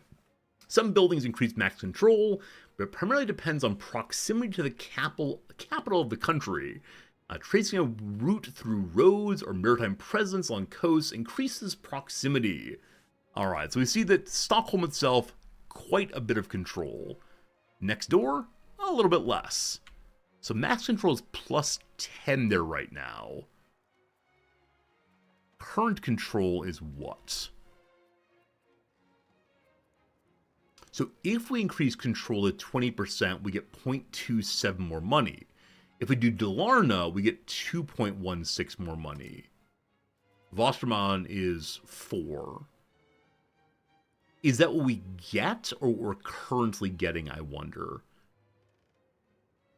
I bet that we're currently getting. And we'd get more if we put these people more fully under our heel. Maybe? It's at 36.28. What is your, like, intended level? Where should you be?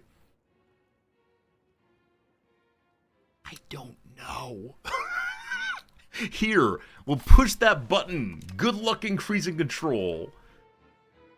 And you can see each and every one of the subdivisions now. So this is the area I asked to become more controlling.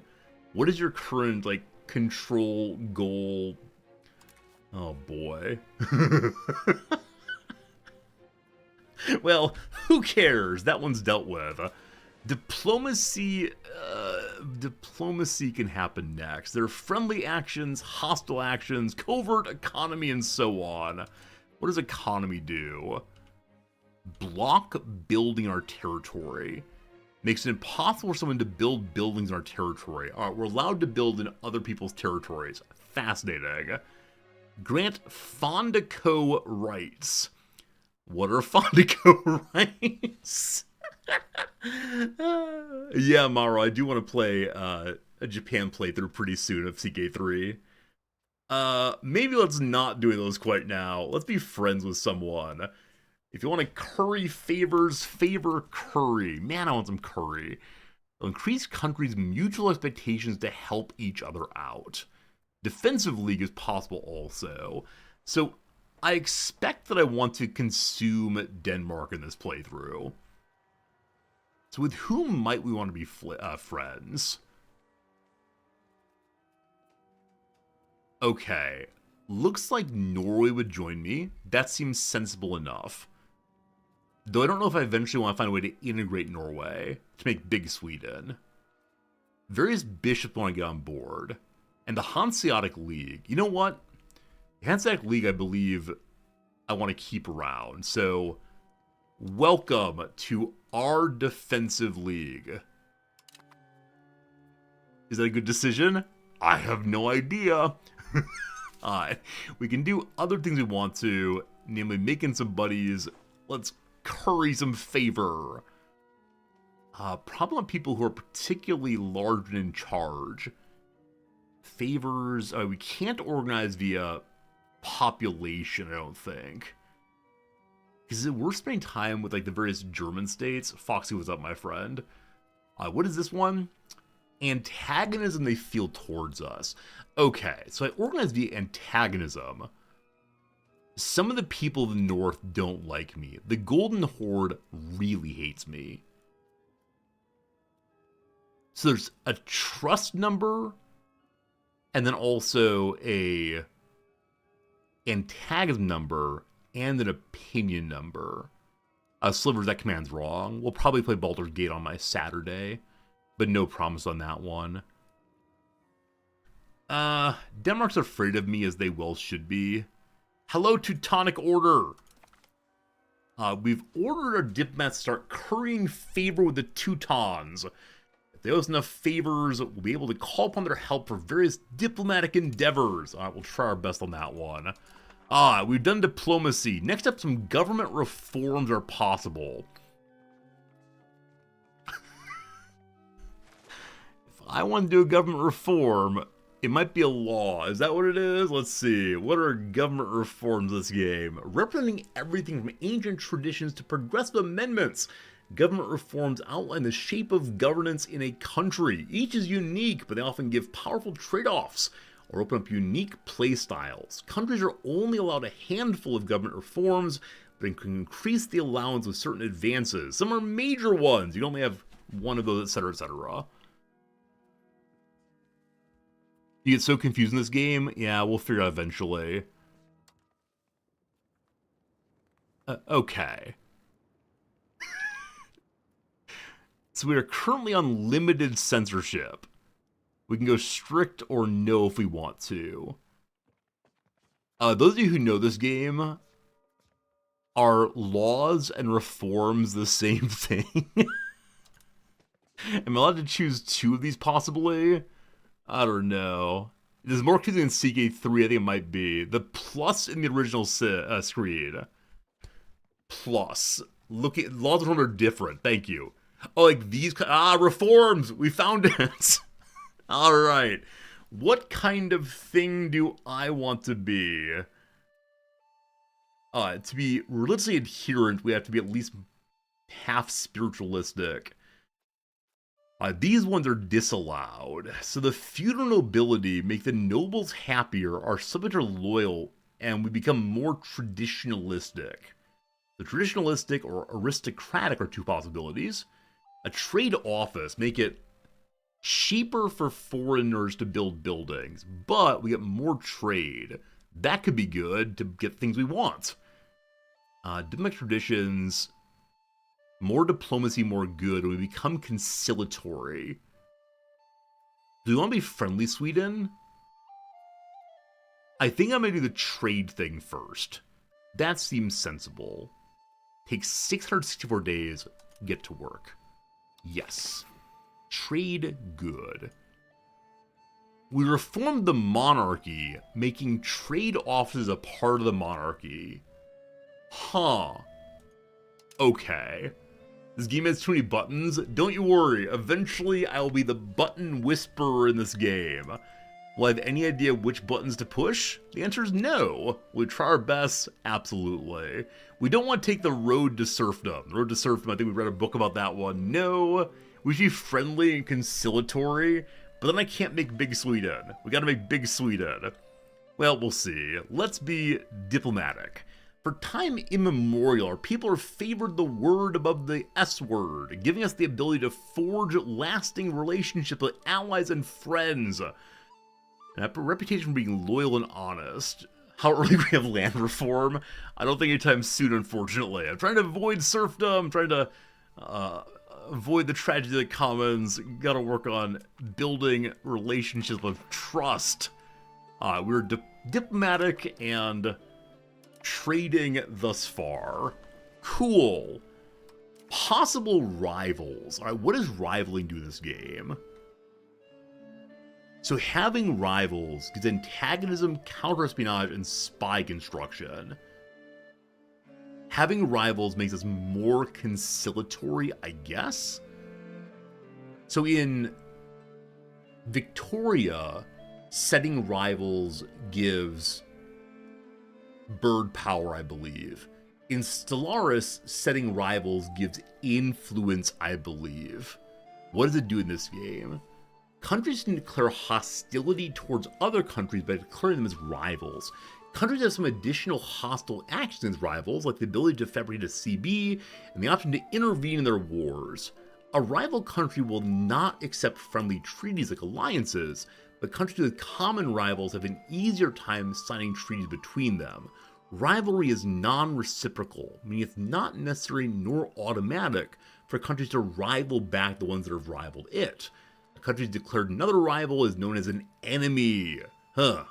Only countries with similar great power scores, oh, there's that too, and a very good opinion will be declared, or sorry, not a very good opinion, can be declared rivals, and the maximum of rivals a country can have depends on its country rank.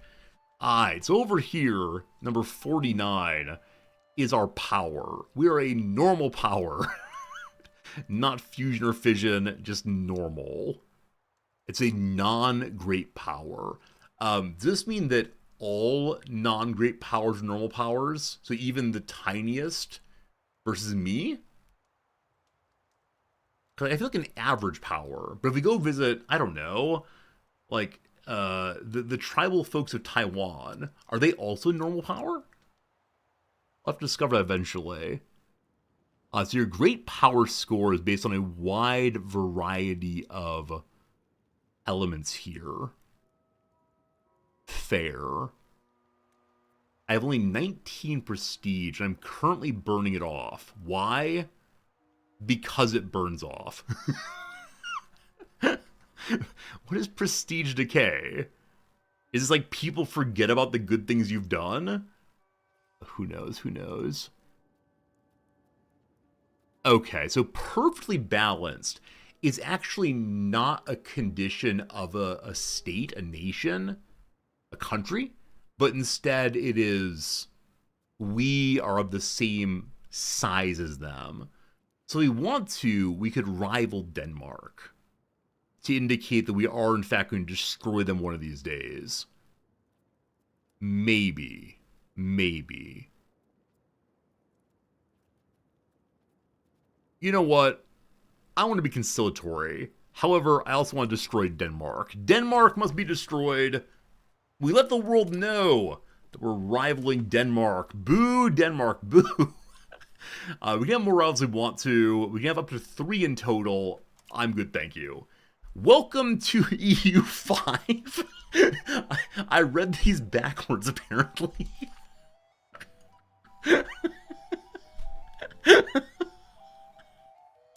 We're good, thank you. All good, all good, all good. Alright, so I was encouraged to pull up a trade goods menu and look for gold or silver. What are these? Defensive League, Swedish Norwegian Union, and the Catholic Church. We can see who binds us in what ways. Very good. So I would like to find a trade... Sorry. None of you are trade things. Population, demography... Wait, is this trade? Markets. Maybe markets and trade are the same. They are not. They are not at all. Fair enough. This game, though.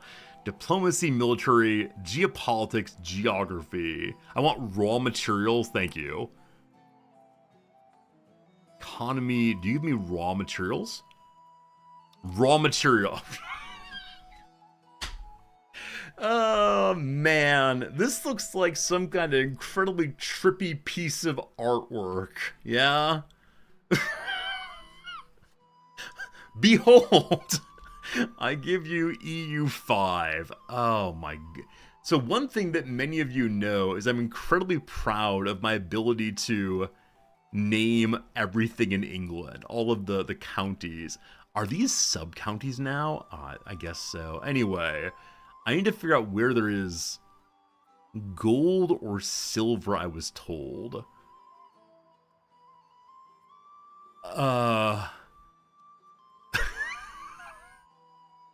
I may look for particular ones. I may.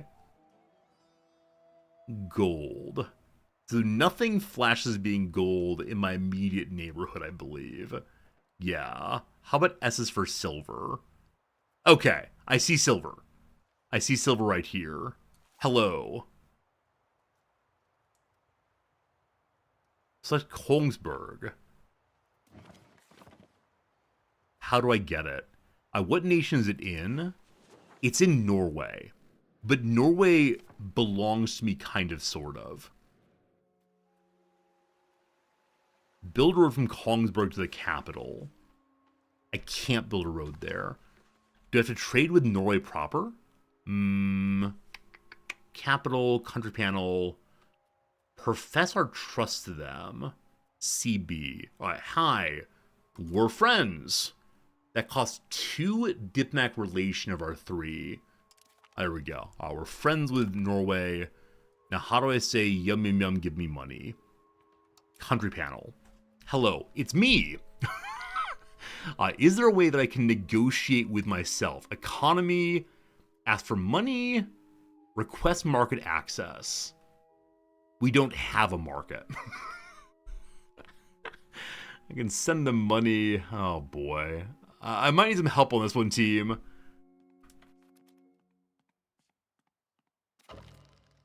How is EU5? I mean, it's a lot of buttons. It's good to see you, Cuppa. No, I'm definitely someone who plays Paradox games, but have not played EU4 hardly at all.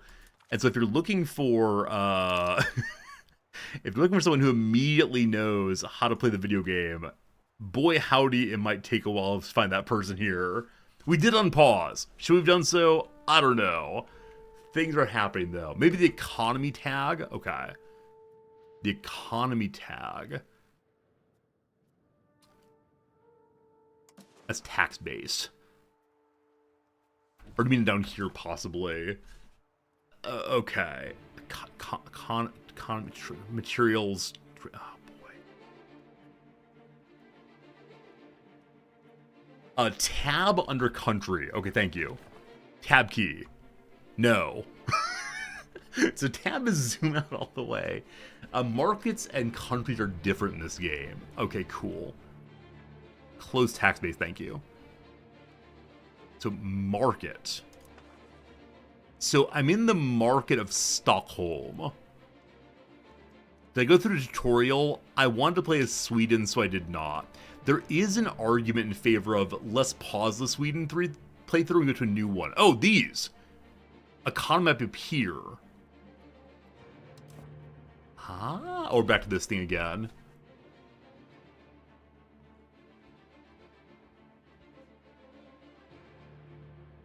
Okay. Okay. I'm making money now. A bit ago we weren't doing that. Markets.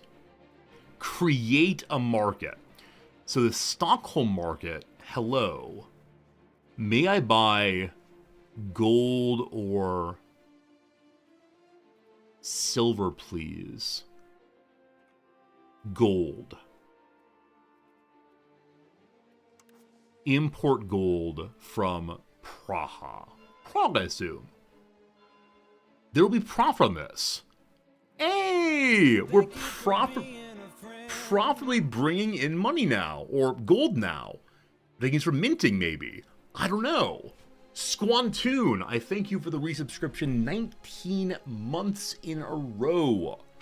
Alright, Squantoon again, thank you. I'm going to run a poll right now, and I'm okay either way. The question is, go play tutorial. We'll definitely come back to Sweden, but yes, you are noob. No, you are noob, but ignorance funny. Alright, you got 1 minute to vote. I sure appreciate you putting in your 2 cents on whether you want to see the tutorial or instead see me flail about, possibly.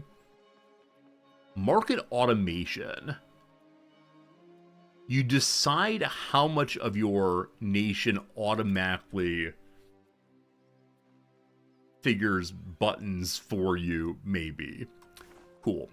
So we can import from different markets. Good to know. The Oslo market has no trade capacity.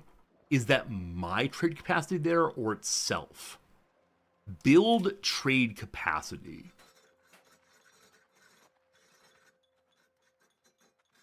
Okay.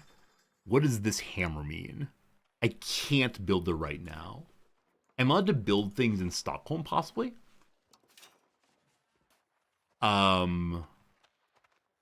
Building is open. Okay, the majority of you who voted do want the tutorial. I think that's a legitimate request. We're playing Iron Man, so the game will save itself, don't you worry.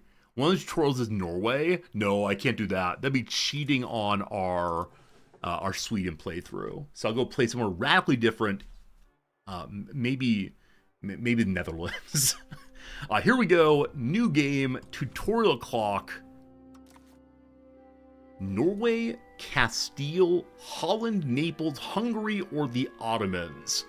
So is the goal to expand, to politic, to sell, to expand? I mean, the Ottomans is a very funny idea, but I'd like to understand the economy. So let's go play as Holland first.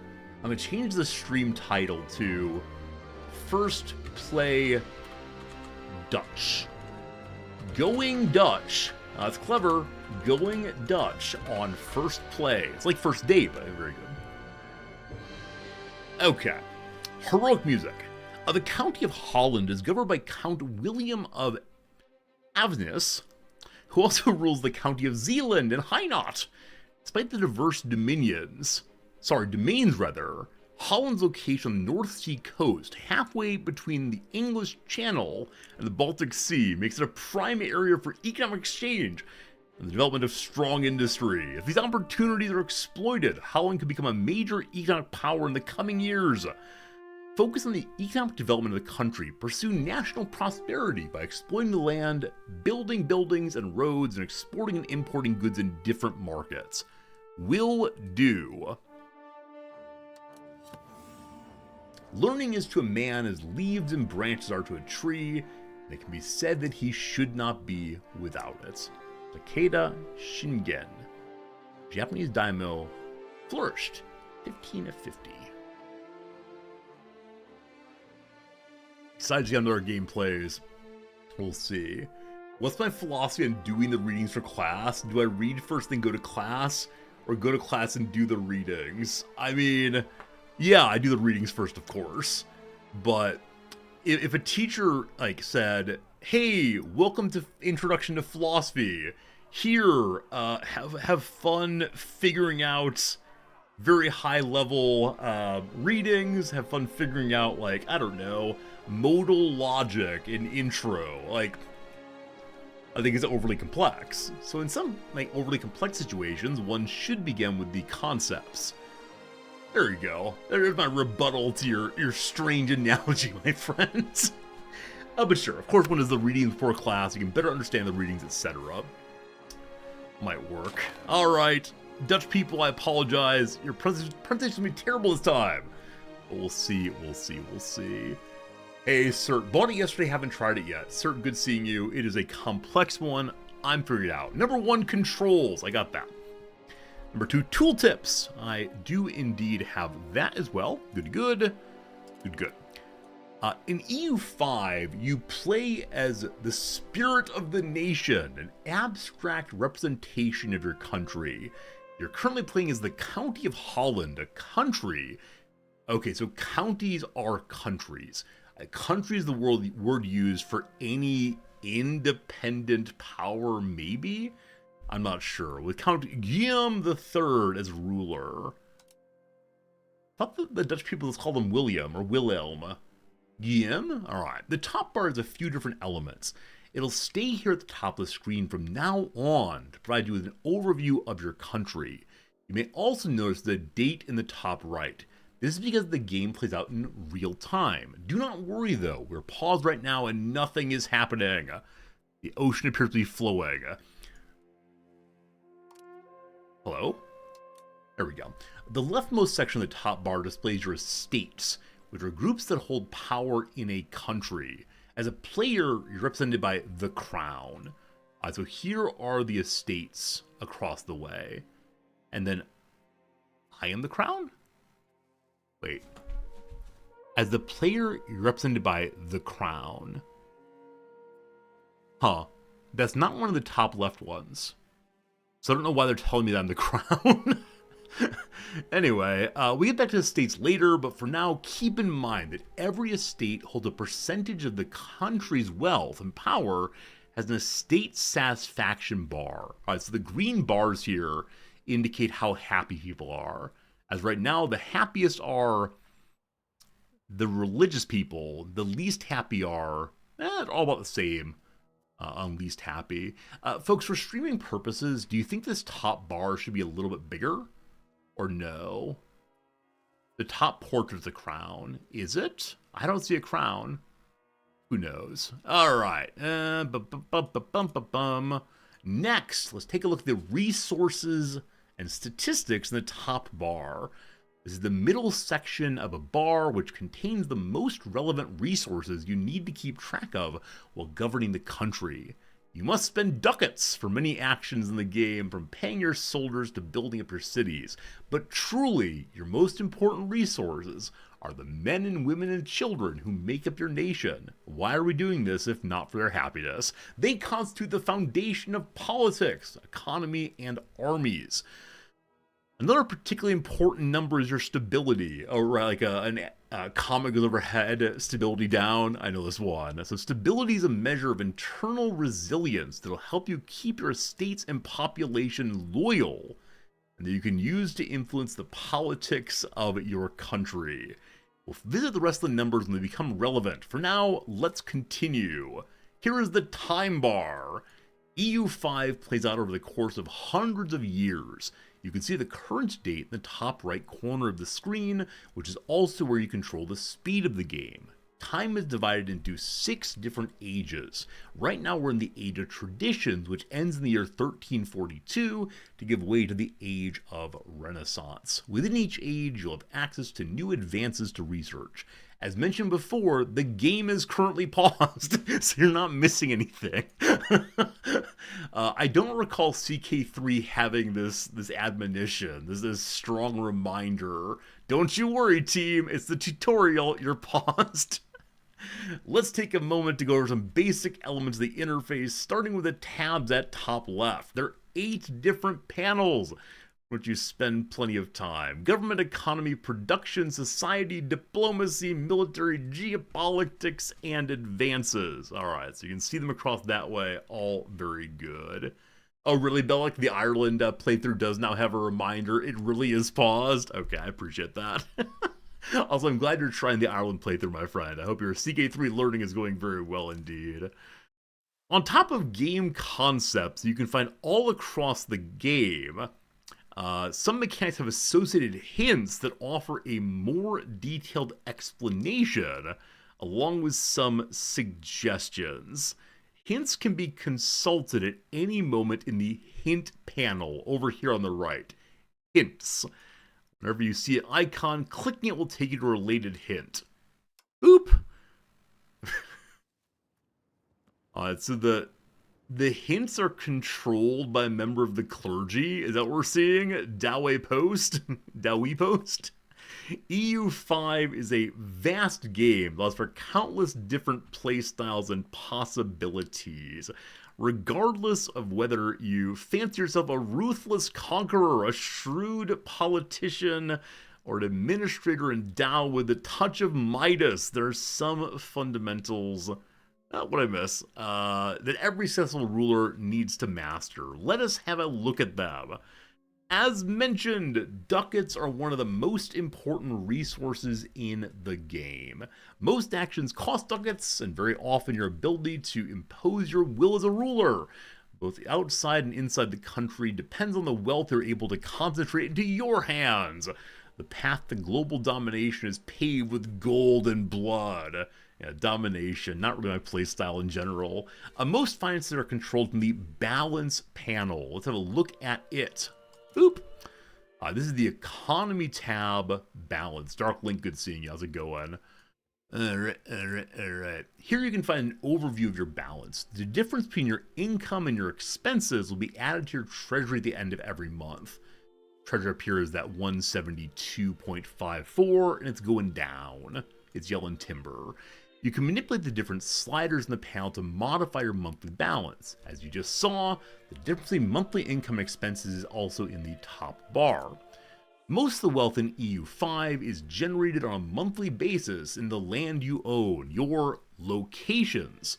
We'll talk about locations later. No, we won't. A location is the smallest unit of land. It's part of a province. So I know that in CK, there are subdivisions of counties in which one can build a holding, or like a city or something. They seem more complex in this game than just being a location to hold a temple, for example. I know also in recent CK3 updates in the past year or so, the holding level has had different levels of like cover, different what are they called? Geographical features, I guess. So, all right. Might have rivers, topography, vegetation, etc. Each location has a raw good, so one raw good per location, which can be gathered by the pops who live there. Buildings be constructed in locations that employ pops. Most locations are rural, but they can also be granted urban location status. There's so many blue words here I want to mouse over. I'll resist for right now. And, one question some of you might know, if you build a building on a location, does it then stop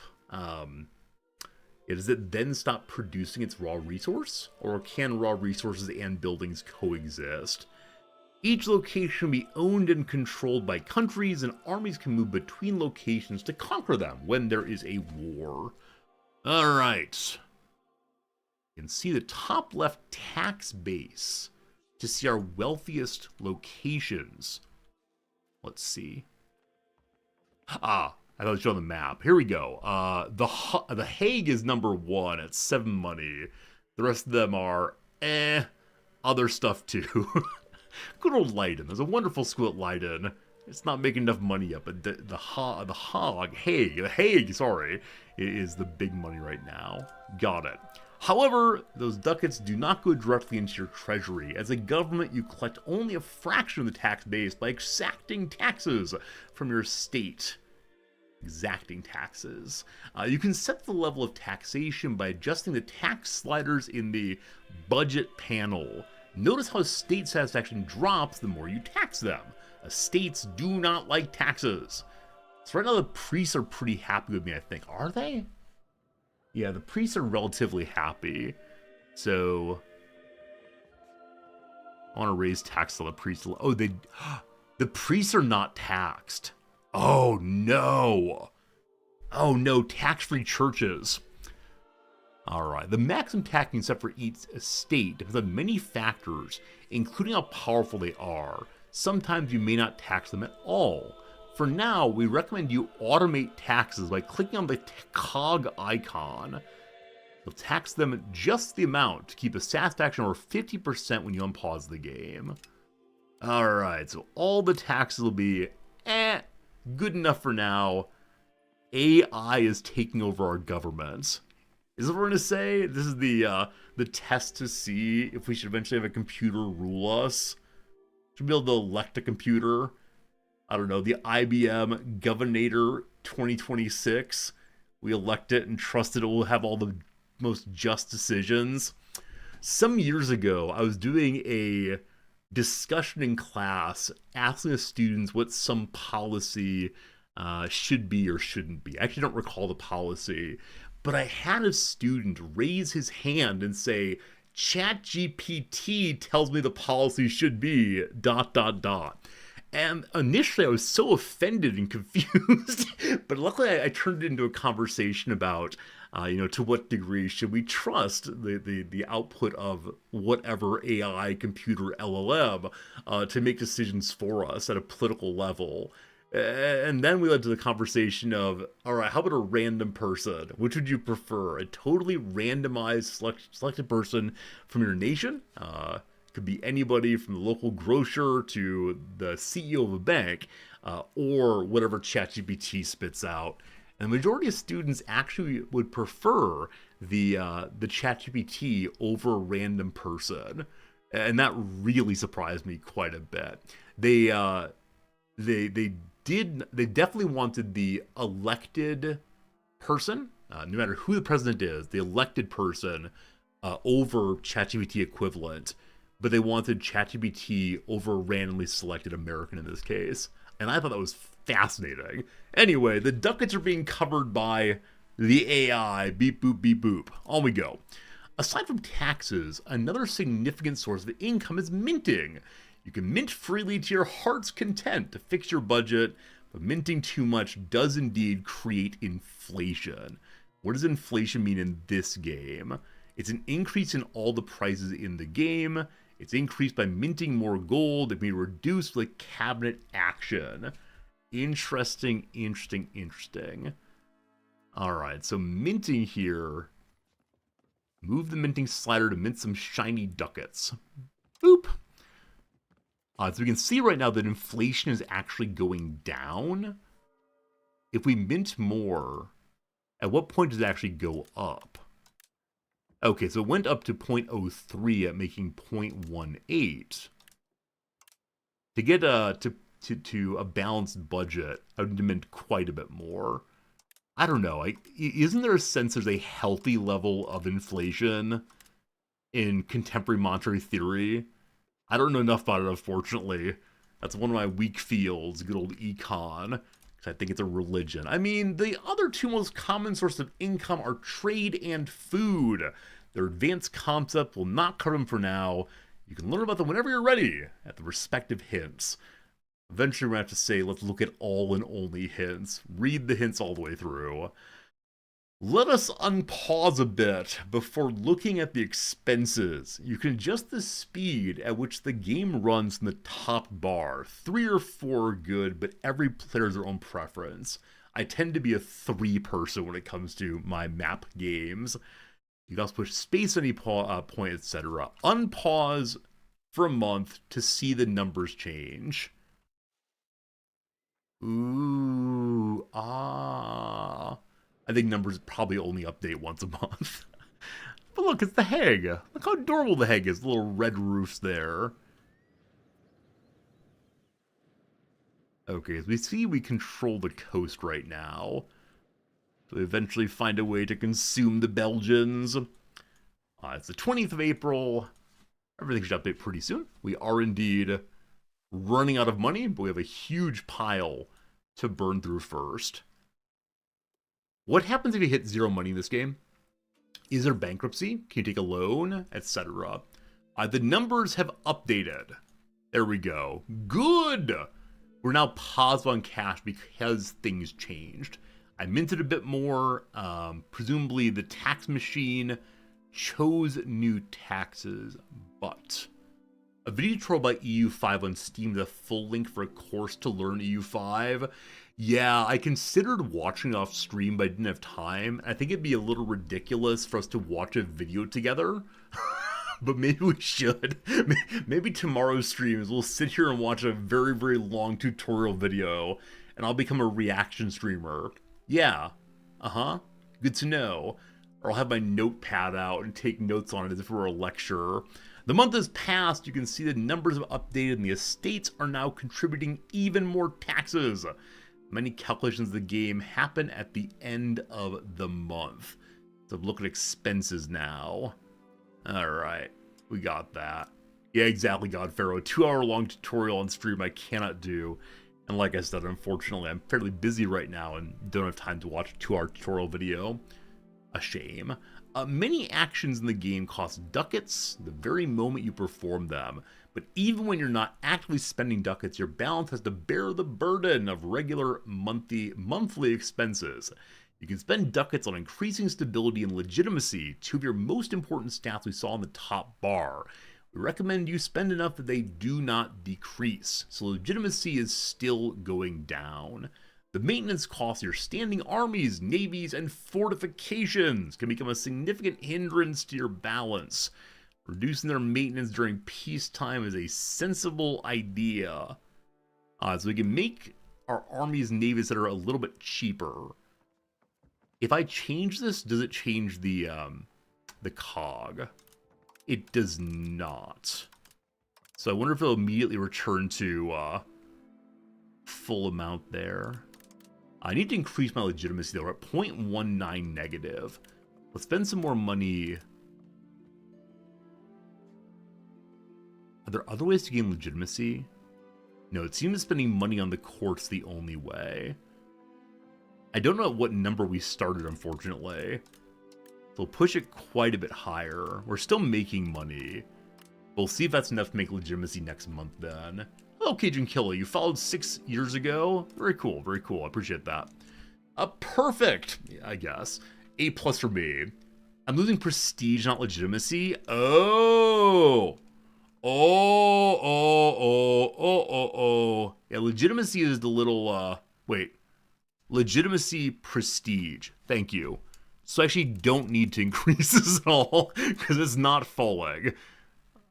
Prestige I cannot fix from here.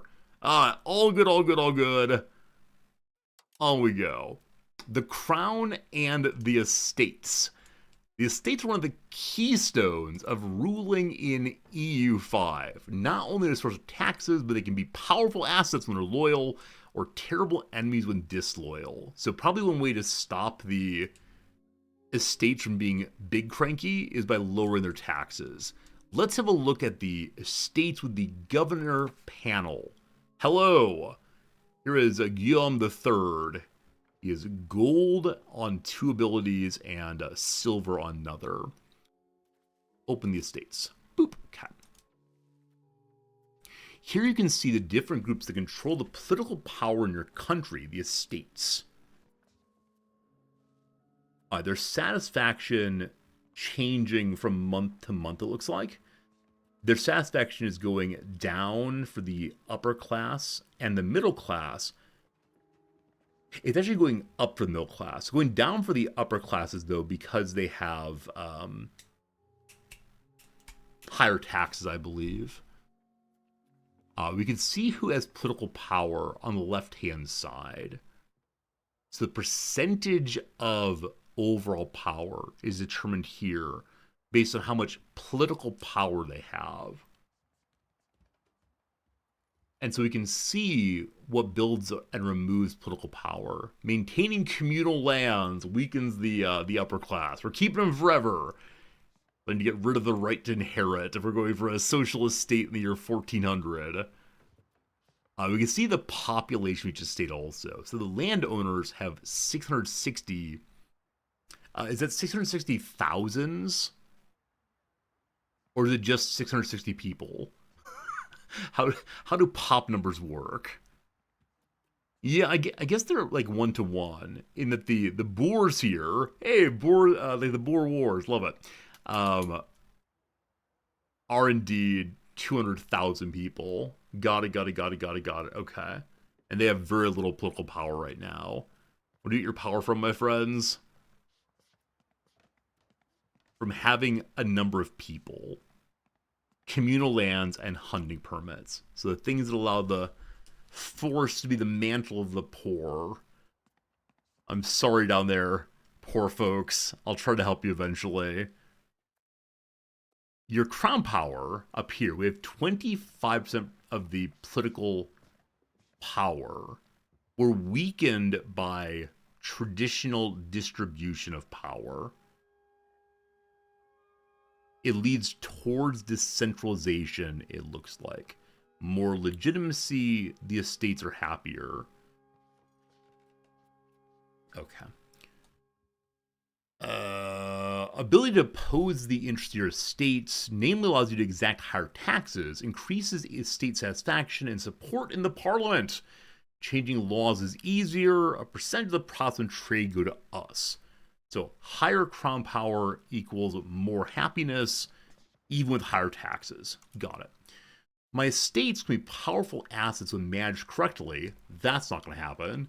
If displeased, they can quickly turn into an insidious thorn in your back. I realized just now I didn't change the YouTube title. I'm going to change it over right quick. Because I'm not playing Sweden there anymore. What a liar. Good seeing you, YouTube viewers. You're real people, I swear. EU5, learning Holland. That is the true story there. All very good again. Back to it. On top of contributing to the treasury with taxes, the estates are essential to the business of war. You'll depend on their levies to fight the wars until you can afford regular standing army. However, if they're disloyal, they might start supporting rebellions against the power, potentially overthrowing your rule through a civil war. No factionalism, thank you. Finally, estates whose satisfaction is above 50% will provide different bonuses to the country depending on their type, while dissatisfied ones will inflict penalties. So our taxation cog guarantees they stay at 50%. I'm guessing that above is inclusive of 50. So as they're happy, so the upper class give me more prestige and more counter-espionage. If I move it above 50 to, I don't know, 70 or so, would we get a lot more prestige? I'm not sure. And we can see what policies affect them. Things like land rights, auxilium et concilium. They have to come give us things because they're afforded privileges. Royal marriage rights. The nobility of the country are peers to the ruler. Therefore, they own the right to marry into the ruling family. So the ruling family can marry the nobility along with other people who are royals, I assume. And lots to read. So satisfaction on the priests gives what? Better research, more diplomatic relationships. Among the burghers, better trade, better production.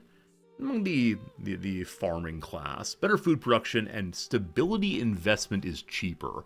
I don't know what that means, but that's fine. All very good. Estates can be granted privileges, which usually increase both their satisfaction and estate power and come with additional effects for your country and your people.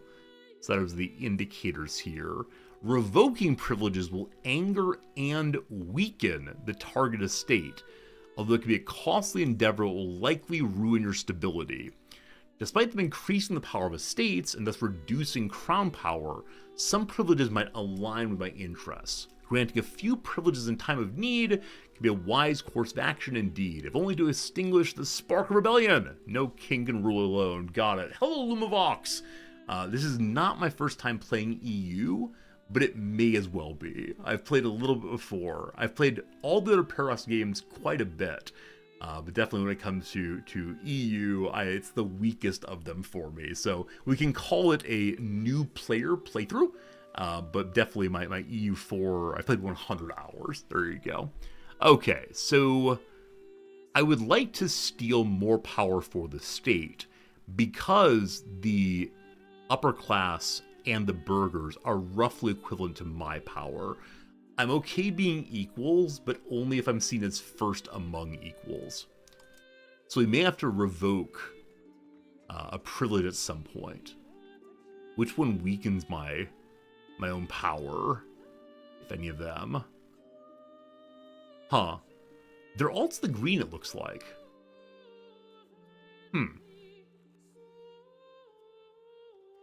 Yeah, the only thing that harms us directly is traditional distribution. Okay, aside from the privilege, estates derive estate power from social makeup of the population. So they have power primarily because of how many of them there are. Don't forget, Boers, there are more of you than anybody else. The population is divided in different social classes. The Adela are the nobles. The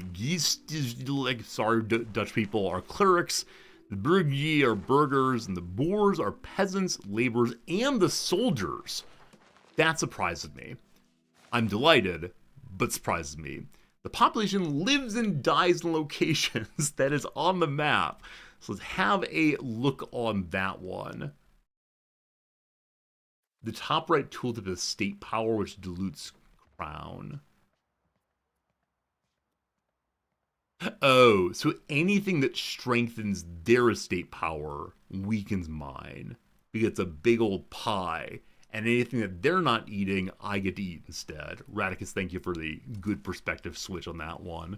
Here is the map. The world of EU5 is made of different countries that own locations on the map, from where they extract the resources and manpower they need to stay ahead of their neighbors.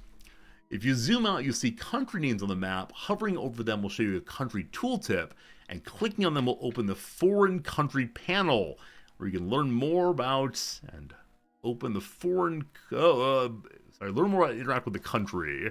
Out of the way, we see, I don't know, I see Sweden, I see the Golden Horde. I see a lot of uncertainty. Hello to you. Is France not unified? Oh, I guess France is not unified. I didn't realize that. Alright, so zoom over it. This is not a country. Zoom out. There we go. All right, so I can now interact with this thing. Left click for country diplomacy. Hello. Gone. Countries are nothing without locations. Locations are the heart of the economy and the politics of any country in EU5. They produce goods and generate tax base, but they're also home to populations of different social classes, religions, and cultures. There are 3 ranks: city, town, and rural. Different location ranks have different social classes, buildings, and modifiers. You can see zoomed in here. The Hog is a big old town. Do we have no cities, actually? Yeah, we appear to have no cities. Maybe? Is that true? Yeah, they're all squares, so all towns. Huh. Alright, gotta get a city eventually, I guess. The most important location for any country is the capital. My capital is The Hague. You recognize it on the map by the golden star inside the location. You can double click your flag in the top bar to move to the capital. Boop boop. You can also find any location with the F key to open the Finder and type the name. Cool. Click on the capital. Boop. I missed. I missed. It's Rotterdam. Wrong one again. Oh boy. There we go. Before looking at The Hague, let's stop for a moment to have a look at control groups. They live at the bottom of your screen and serve as quick ways to access a variety of things in the game world. You can assign locations, countries, markets, or armies, and more to a specific number key. Let's try it by assigning the capital The Hague. With it open, press Control 1 to have a new control group. All right, so 1 is The Hague, 2 is the Navy, 3 is the HRE, 4 is the Catholic Church, and 5 is the Hollandish Hanutian Union. Got it. So quickly back to The Hague, and just push the 1 key. Good job! We can empty a control with right click and control key. Got it. Let's have a look at the location panel now. Any location is populated by different social classes. As we just saw, pops increase the estate power of the respective estate. The amount of pops of each social class depends mainly on the building's location. I need to have a bunch of museums of the monarchy to get my points up. Buildings can be built by you or the estates. They need to employ a specific social class to function. When a building is built, peasants promote to the social class to fill them. Some buildings produce goods, which are sold in the market, generate the tax base of the location. Goods, market, money. Not all locations have buildings at the beginning of the game, but every location specializes in producing one specific good in their resource gathering operations, or RGO. That's a special type of building that employs laborers to produce raw goods. Very much like buildings, RGO sell their goods in the market of location to generate a tax base. At the beginning of the game, most of your tax base will come from the production of the RGO. So we start with resources that are being sold, and eventually we build an industry, maybe. As we've seen, the added profits of buildings in RGO constitute the tax base of a location.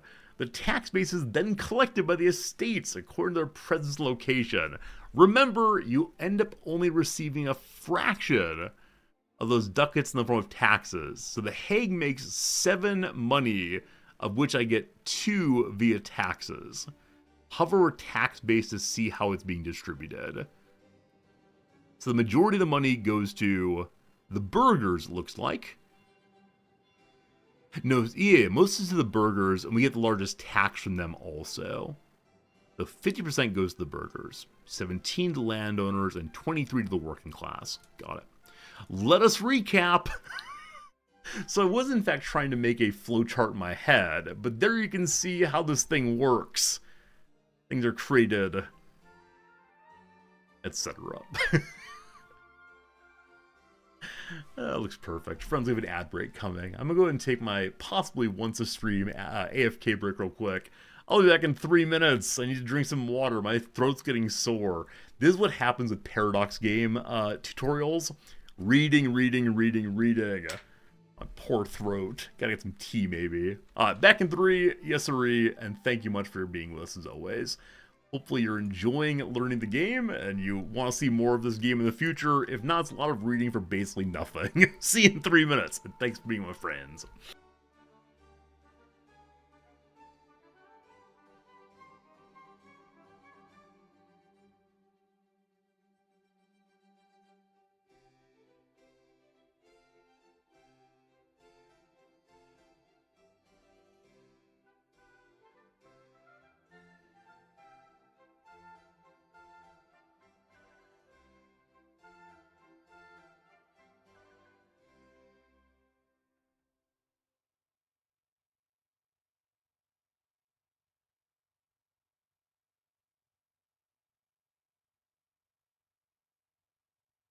Thank you for being a friend.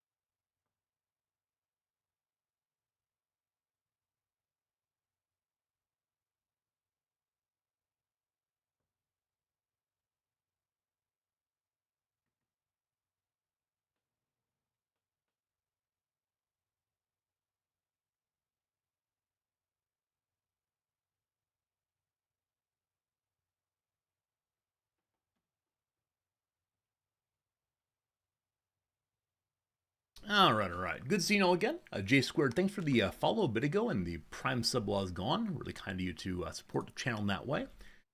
We return to the reading, we return to the learning, we return to Holland. I'm excited to see where exactly this playthrough goes. Like I said, I intend to return to the Sweden playthrough pretty soon. But between now and then, we have more to learn. We are still in the basic economy function. If you're still around, what are you up to, if you don't mind? Like, what kind of games are you playing? How are you filling the time? I hope you're having a lovely, Sunday evening for most of you all. Yeah, actually, no, Monday evening. What's today? Yeah, Monday evening for you all. Hopefully have a little relaxation before tomorrow, whatever comes with that. Back to it. Not all locations are equal under the sun. Let's discuss one of the most important stats of location, namely control. It's a key. Among other things, control determines the amount of wealth in the location that's actually usable by me or by my estates. In other words, the tax base of a location is scaled by the percentage of control that I have over it.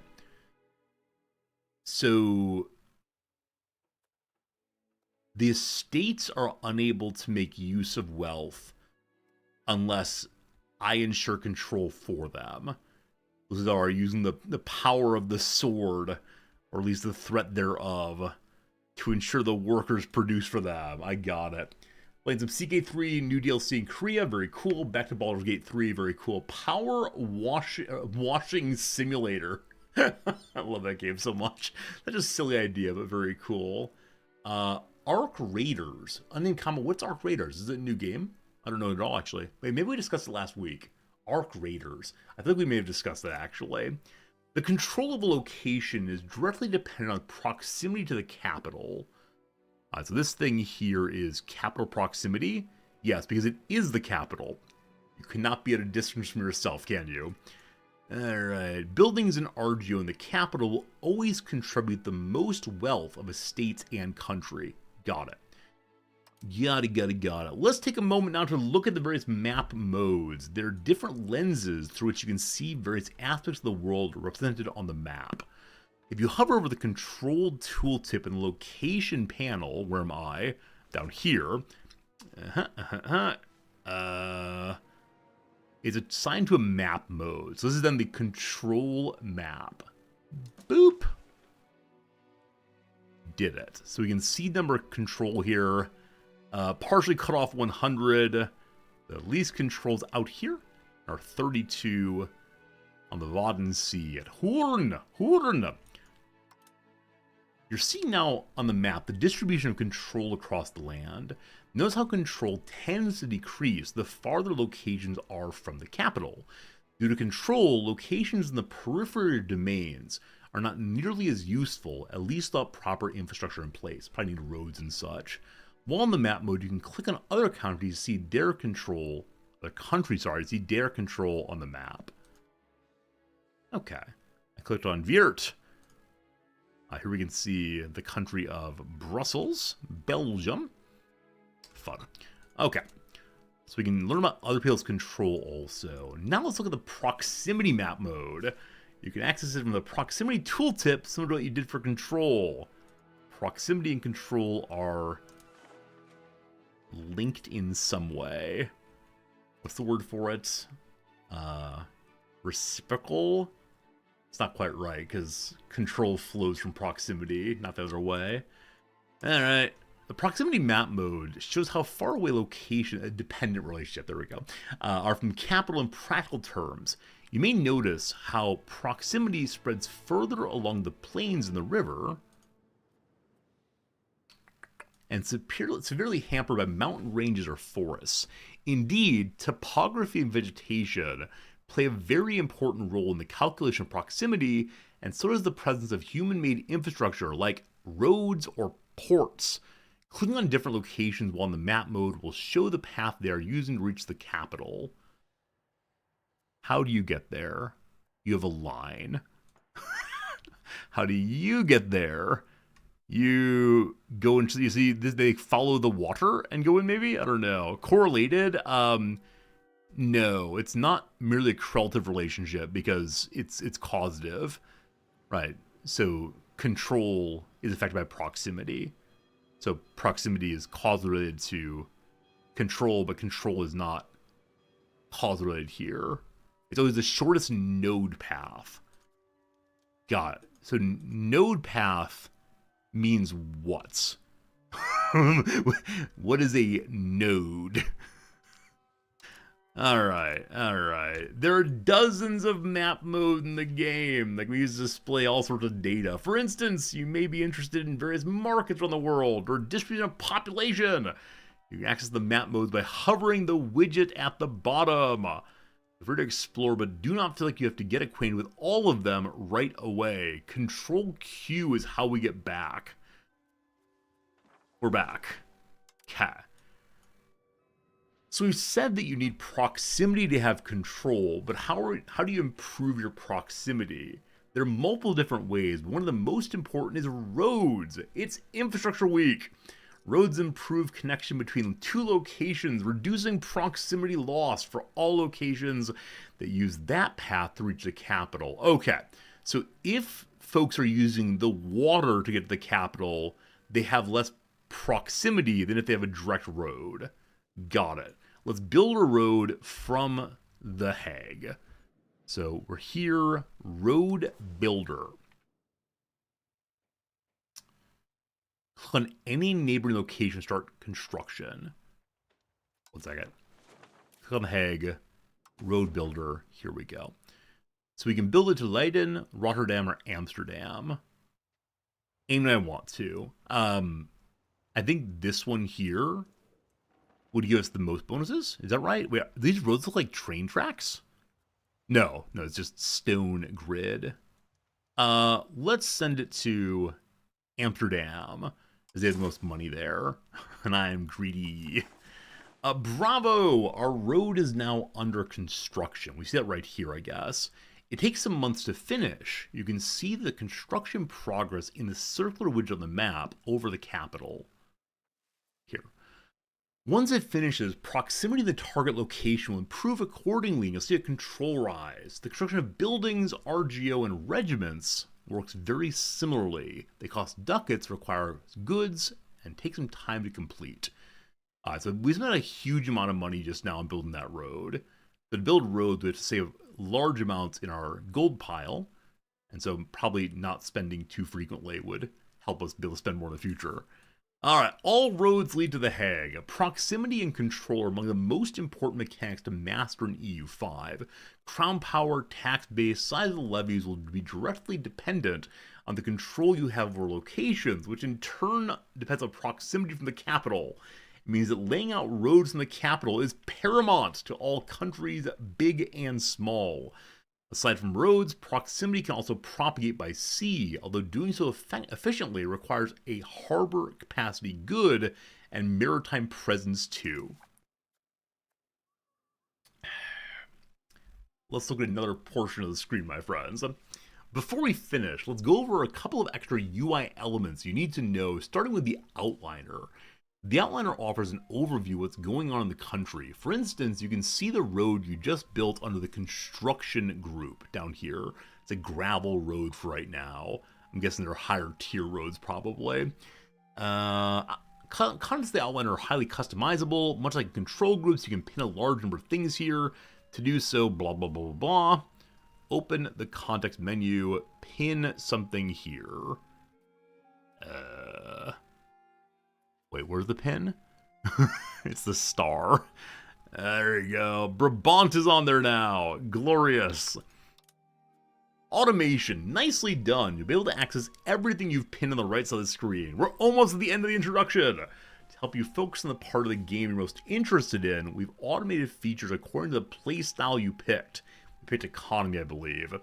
You can control what aspects of the game are automated at any time from the automation panel, right here.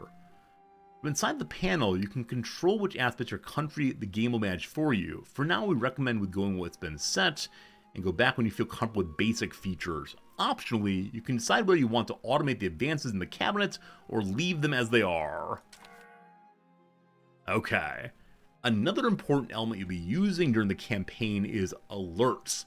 They appear at the top bar and inform you of a variety of matters that will eventually need your attention, sort of by level of urgency, from urgent red to less urgent green. But what's the blue? You don't get alerts related to parts of the game that have been automated. Lastly, we recommend you look at the agenda at the beginning of the game, where you find a little bit of historical context of the country and a collection of hints most relevant to current situations. Behold! The nations in the Low Countries have been bounded and bossed by both the Kingdom of France or the Holy Roman Empire since their creation, often becoming a fief of one or the other and not rarely switching sides. Like a big prize waiting for a claimant, as one of the richest regions in Europe, the countries of the region are in a position where they have to decide whether they become an integral part of other nations or defend their independence with fury. Defend their independence with fury. There we go. Starting from poor and swampy land, the county of Holland has been slowly rising as a contender for supremacy in the region. The arrival of the Avesnes dynasty has brought us close to the county of Hainaut. The expansion routes of our country point to the Republic of Frisia, but the conflicts between our Adel and Burgundy seem to be reigniting. The upper and middle class are having some problems right now. Okay, so the dynasty connects us with these folks right here. And they say we should probably run our way through Frisia up to the north. Cool. There are a lot of hints here. Do I ignore them? There's a lot of description of the hints here. I'm going to say we're good for right now. Open the agenda. I just did. We're now at the end of the basic walkthrough. We advise you to proceed by embarking on a mission path you're choosing. Depending on playstyle, missions offer you different goals and rewards to guide you through the initial steps in EU5. I hope they're cosmetic rewards. I want more hats. When selecting a mission focus, you'll first receive a brief explanation that will expand your knowledge on that part of the game. Good luck! And may your nation prosper through the tides of time. Alright, government page, missions button, economy, politics, or expansion. I want to do economy. It's another walkthrough. No. I was about to say, look, we got through the tutorial. We can play the game our way now. But no. We're through the introduction. Welcome to Chapter 1, the economy walkthrough. Oh boy, oh boy. So I'm guessing we need to do economy, and then politics, and then expansion. It's alright. By the end of this thing, we'll be the greatest player the world's ever known. We are starting now the economy walkthrough. We're going to dive a bit deeper into the economy of EU5, starting with its foundation, the markets. Here's the economy button. Here's the markets button. Here you can see a list of the markets where your country is present, only in Bruges. Every location belongs to a market where they sell the goods they produce and buy the goods they need. Many things in this game require goods.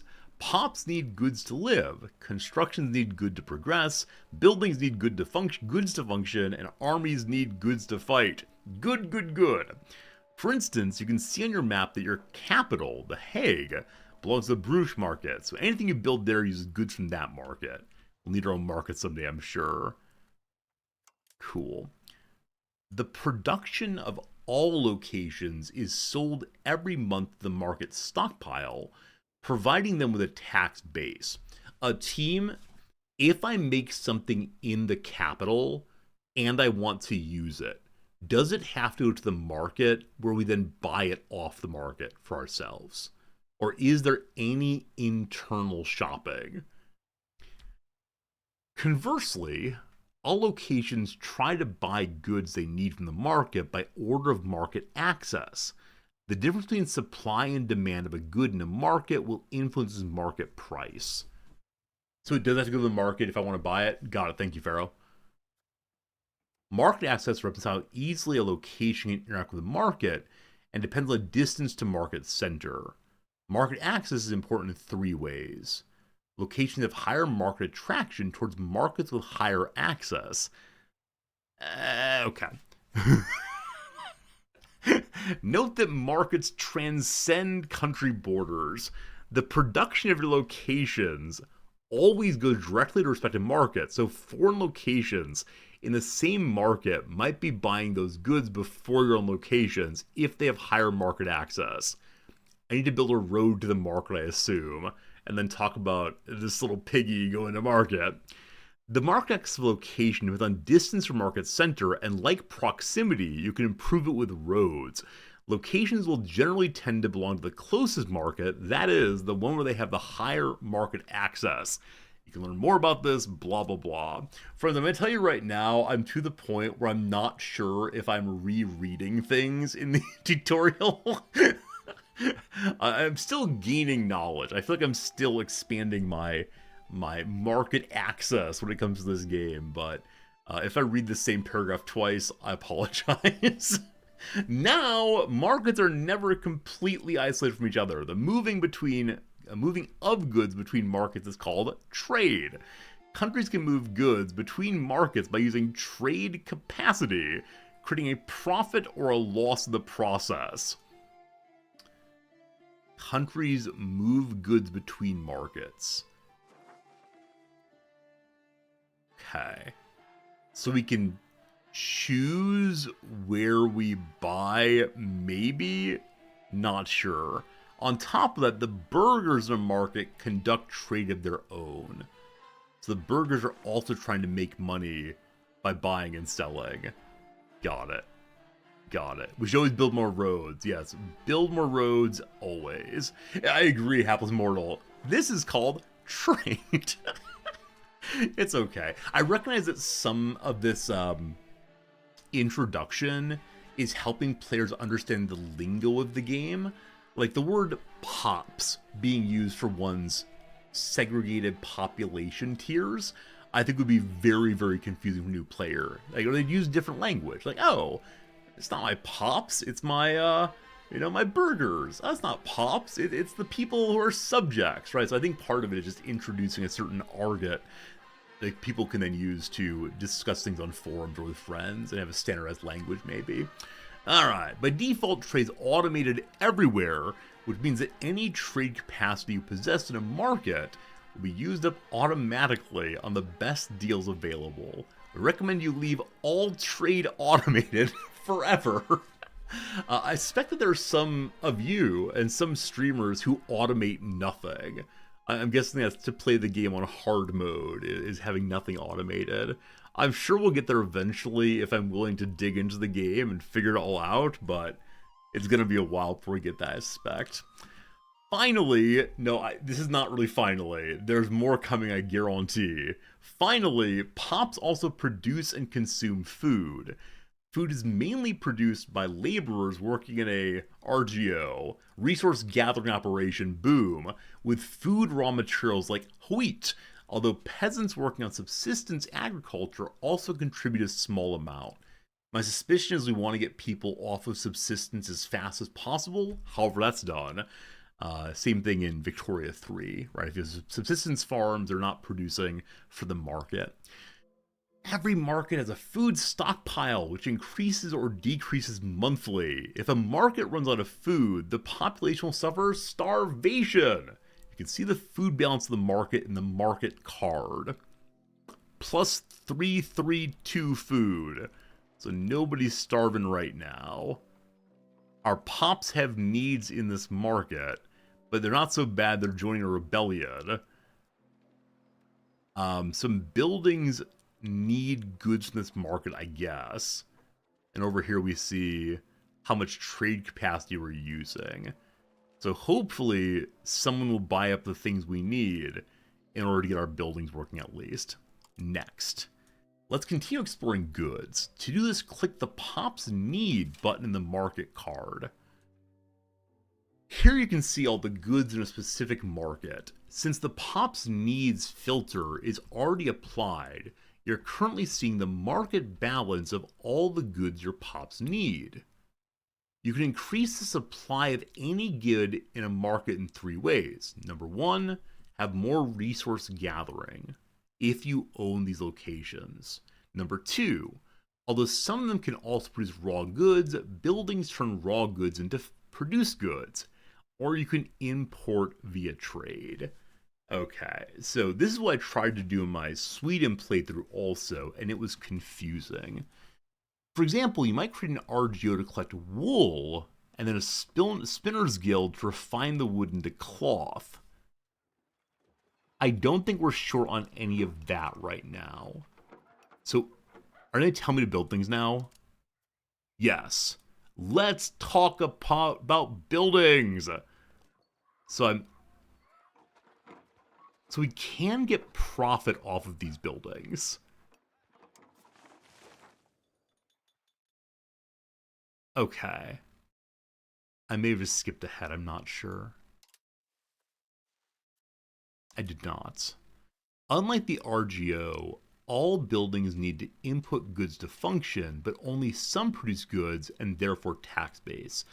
Other buildings have different purposes like manpower, regulars, crown power, or increasing control. Buildings, like the resource gathering operations, have a construction cost and take a measure of in-game time to build. Once done, to be able to function, a building requires raw goods, etc., etc., etc. Okay. Let's check our missions now. So we haven't actually built anything. We've been told how to build things. What does the angry hammer mean? I can't build any of them, I think is what it's saying. Why not? Because it's 47 money to build? It's different amounts of money in different places. There's no clear indication here of how much it's going to cost. So it's base cost of 50, we can see there. But we don't have 50 right now or anywhere close to it. Understood. How about for livestock? This is an RGO. So how much do you cost to build? 53. Okay. Too impoverished right now. Let's go back to the government. Hello. Missions are a package of tasks that give some guidance on what it is you can do in EU5. The game is big. There are many things to learn. This is part of the fun. You just completed the economy playstyle intro, which means you now have access to missions that will help you dive deep dive into how you can utilize all them goods and panels and mechanics, etc. to help you ease into what comes next with a few missions prepared to get you started. Part 3, the missions. So we can develop a capital economy, we can work on our infrastructure, we can work on consolidated trade, or our traditional economy instead. I would like to develop the capital economy, I suppose. That's not an economy mission. Oh, I say where. It's in this market. Greed, for lack of a better description, is good. Fine. Nice! You now have a few missions that are accessible in the Mission tab.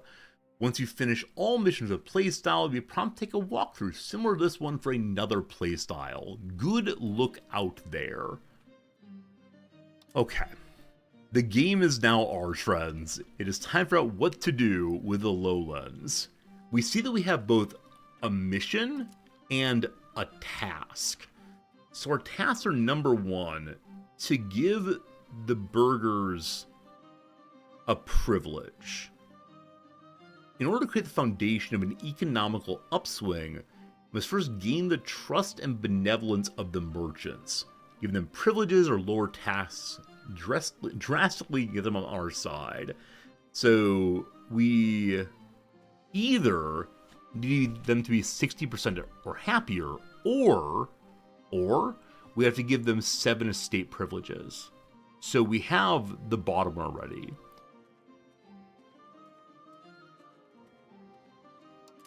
It's done then? Hooray! The burghers are happy with me, so mission accomplished. Establish a trade. We already have trades going. Do we?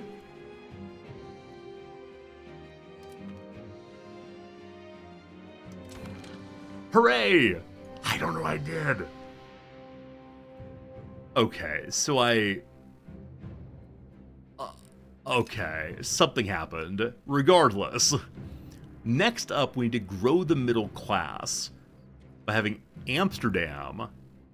So The Hague and Amsterdam are the two concerns here. So the capital economy is going into Amsterdam, even though The Hague is our rightful capital. Striking. So we need to get almost 3,000 burgers here. We currently have here 2,696.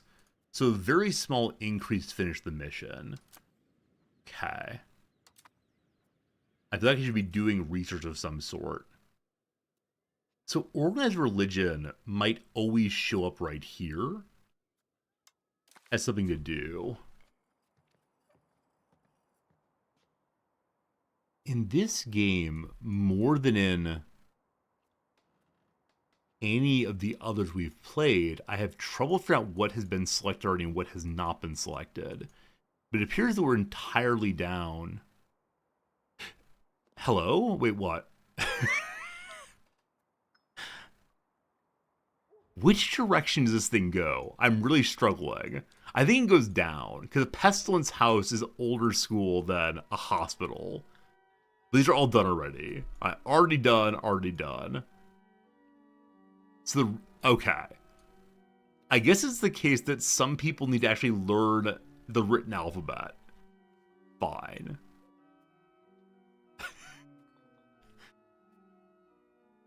So, what's actually available? Okay, here we go. We found some gold things right here. We can work on organized religion. Oh, is what we're being told is that organized religion is the only thing I can research right now? Is that why it shows up here? Pretty much, okay. Do I want that? I don't know if I want this. I'm not sure how this thing works. Because I know the Dutch eventually become atheistic, but sure, here comes organized religion. No problems that I'm sure. Okay, so that being selected, let's just move to the next groups, possibly? 5.5%. Okay, this is setting up a queue. I understand. I need more burgers, so I think the guilds come next. A guild is an association of merchants or craftsmen who've come together for mutual protection, aid, in the pursuit of their own interests. Guilds establish monopolies of their goods and trade and set standards for quality and price of goods. I know I need to have more burgers. That's why we get more burgers. Great. Okay. There's more to queue another time, hopefully. Okay. Cabinet. So our count is doing not half bad. However, wrong button. His weakest is military. But the burgers, fun. Okay, so down a post here, a low Franconian monk apparently has been selected as being a very good diplomat. Where do you find these people? Or should I give it only to the burgers? Burgers more power will help me become economically strong, perhaps. Who's better of you two? It's diplomacy or military is the question. Hello, Baldric Steven. Alright, so I guess we could put in the two brothers, the Steven family. Or big diplomacy, big good. Or Stefan Bruegel is terrible. Well, I mean, he's got 2 silvers. How's the new game? Confusing. Okay, so the burgers have some big power in the cabinet. Fine. Now we can do cabinet actions. We've not been told how to do these yet. What, though, would give me more burgers? That's what matters most of all. Population assimilation. Legitimacy goes up. We're fine on all that. Yeah, I'm really enjoying the game, but it is indeed a tremendous amount to learn all at once, kind of, sorta. Encourage migration. More likely to migrate here. Alright, folks, come to Amsterdam. Nice place to be. Good. Other fellow who is best at, I don't know, anything but diplomacy. That's not diplomacy, is it? Anything but governance. What do the numbers mean? Alright, we're gonna do some developments. I don't know what development does, but put it into old Amsterdam. Keep it going. It's probably what you want to do when nothing's urgent to do. Sounds good indeed. Alright. Very good, very good. Next up, we can make some friends. Or enemies. Or I don't know what. So I said I should attack Frisia probably in the future. We can covertly build a spy network somewhere. They have negative 40 counter-espionage. So discovery is 2.5. That's very low. Alright, let's go spy on the Frisians. An embassy has been established there. Blah, blah. Alright, we got one of those for sure. Let's be friendly with the French, I guess. Hello, France. Their opinion of us will go to 100 over time. Delightful. We've ordered a diplomat to establish an embassy in France with the goal of improving some relations. Fun. We can add a reform. We've not been told how to do this. But what makes the economy get strong? Autocracy, probably not. Joint ruling. I see nothing about economy there. The trade office is probably the best thing to go for, yeah? Sure. More trading, more good. Go burgers, go. Okay. And then the question is, do we want a rival of a country? So we're weaker than Utrecht and Zutphen. For right now, no rivals needed, I'm gonna say. Don't want to go to war. Okay, let's unpause the game for a moment. We have no commander of the First Navy. Our people cry out for many things, including beeswax. We're minting terribly. I'm making 0.85 money right now. If I pull back, when does inefficient minting go away?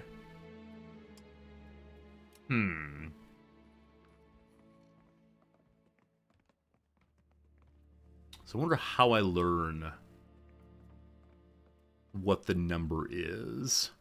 I see that we need to have gold and silver, but it's not clear to me how much is or isn't available. There we go. So I lowered to the point that it jumped to 100% minting efficiency and got more money, I think, because of the switch over. Cool. We have too many forts. I'm sorry? I didn't mean to. Appears they have some castles and some fortresses. Also, Kuyik has declared us our rival. They're insignificant garbage people over here. I shouldn't say, it's very rude of me, I'm sorry. You're not garbage people, you're just not yet Dutch. That's the important thing to keep in mind. I'll leave that as is. The 100 Years of War! In the year 1337, tensions between the Kingdom of England and the Kingdom of France have reached a breaking point. The long-standing disputes over territory and claims to the French throne have erupted into open hostilities, marking the beginning of the 100 Years' War. Both nations are now prepared for protracted conflict that will shape the destiny of Western Europe. Oh no, why am I here? The world watches as these two great powers prepare for an inevitable clash on the battlefield. Friends, it's time for a history lesson. Y'all close to the screen? Listening ears on? The 100 Years' War was a long and brutal conflict between England and France, lasted from 1337 to 1453. It started when the English king claimed the French crown, arguing his right through his mother's bloodline, while the French rejected this under their own laws. Both sides already had overlapping territories in France, which only fueled the fire. What followed was a prolonged on and off war filled with battles, betrayals, and shifting alliances that dragged on for over a century and shifted the geopolitical landscape of all of Western Europe forever. Hopefully, it'll be over quickly. We can side with France, England, or remain neutral. You know what, team? Can you guess what we're doing? We're certainly remaining neutral. We'll sell weapons to everyone. They said there was a situation here. So Edward III is an admiral of England. I love that. And then France is merely King Philippe. So as far as stats go, the King of England is a stronger character overall. I wonder how they will do. England is slightly stronger than France. This is the condition under which the war will end, it looks like. Peace treaties, owning a large number of locations, etc. Is there a declare neutrality button? It'll pop up pretty soon. We'll see. Unprofitable buildings. I'm sorry, I don't know how to get you more things. Well, I'm making money still, but I believe that building buildings costs more than I have by a fair amount. So it's probably just the part we need to wait politely. Yeah, so 50 money appears to be roughly the cost for every building, at least at this point in the game. And I built a road instead, unfortunately. Alright. We hang out for a while, let the taxes come rolling in. And, yeah, the fort maintenance is monies. So how do I lower this? We should take Calais by the sea? Maybe. So do I just lower the amount of money going into the forts? Would that help some? What's the actual complaint? The fort limit is the ability to maintain fortifications without overburdening the administration. I wish to remove a fort, I suppose. Somewhere. Hello, Heisha, you want to play this game tomorrow? I know a lot of folks do. There's a lot of learning to do. It's a deep game, as you certainly know. How about military? Okay, here is /R our soldiers. Fort limit, we're at 3 of 222. Would increasing administrative funding increase fort capacity? I don't know. I have no idea, Typer. If you're coming at me with knowing things about EU, administrative funding. I don't know what that means, my friend. I don't mean to be rude by any measure. I just don't know what that is.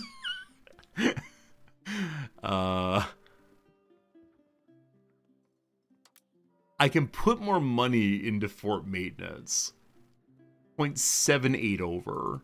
If I go harder, we're still 0.78 over.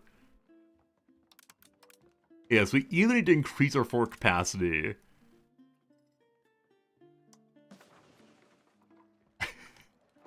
Hello! Adele demands increased pensions. Kunkiyem III is to employ many methods to keep the unruly Adele in line. One of the most common is cold hard cash. We already grant them a pension in exchange for relinquishing certain rights. However, their leaders now claim that they're not paying them enough and are demanding pensions rise. They continue to support the Count. Alright, so it is the case that they are stronger than I am, though there are only 700 of them out there. Got it. If I accept their demands, I give them 23 money, and they're 5% happier. Or if I refuse, it goes -10. So I'm going to go -10. That means we lose prestige gain. But the cog is on in taxes. And so they'll lower the taxes enough to make the estate happy again. Fine. Maybe. I'm not sure. Gemini says I can increase fort capacity by having less forts. I agree with this. Agui, I absolutely agree. Yeah, we're automating everything. At some point, eventually, we'll find a way to start doing more and more by ourselves. Fort level 2. How do I get rid of the fort? Okay, it's only a castle, one building. Ships are repairing slowly. You're doing the best you can, and thank you. Is this Paradox's most complex game? I don't know. To me, it feels like it is, but I'm also brand new to it. Those of you who've played multiple Paradox games, including this one strike you as being the most complex. There's just a lot of things to pay attention to, which I appreciate. We will be able to learn them all eventually. It's just slow going initially. So where are the other problematic forts? Exiles in the county of Guzik. Our eyes and ears in the county report they've taken in many of our count's political enemies who had previously been exiled from the Hollandish court or chose to seek opportunities elsewhere. They're now pushing for strong action against the current Hollandish regime and are providing active assistance to the Kajukian Count towards the achievement of that aim. How dare they? Hey, how's it going, Mr. Good seeing you. This is your first ever grand strategy game? Mr. N6, why this one? Why did you start to say that this would be your first grand strategy game? I mean, it looks beautiful, looks exciting, but that's a definitely a hard path. I've never gone hiking before. I don't know what it is to hike even a hill. Well, let's go to Everest. So I think it's the case. I think it's the case that there's a real danger in the game being simultaneously quite hard to get into and also a substantial difference from EU4. Right? Because there's always the hope that big fans of one game will move over to the sequel, the CK2 to CK3 switch. The mechanics between CK2 and CK3 are not substantially different.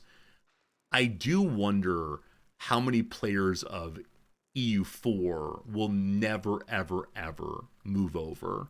It's more like EU3 than EU4. I never played EU3, but interesting indeed. Okay, I want to check real quick. I know I shouldn't do this, but I am indeed curious. So, Steam EU5. How are the reviews looking? No reviews. No review. Oh, they said it was on the Reddit instead. Reddit EU5. I want to see crankiness possibly.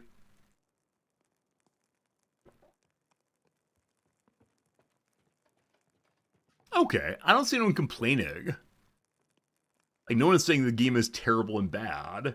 Does it release tomorrow? Yeah, but a lot of people are watching streamers play it and making strong claims about it, unfortunately. How's it going, Turberson? You couldn't get into the Victoria games, or you're having trouble getting to EU5. I mean, definitely this game has more rhymes with Victoria than I expected. I don't know. I mean, it's still an EU game. The complexity is just there.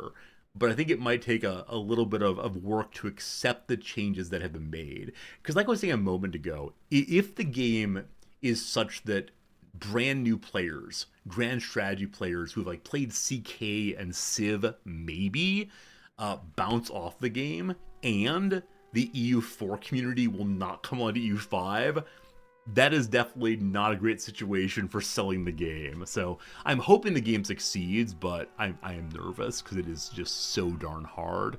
That said, EU4 has been a huge success, so I'm sure EU5 will be also. Regardless, people of Kujikan are trying to attack me. Opinion goes down. Okay, tell me about yourself.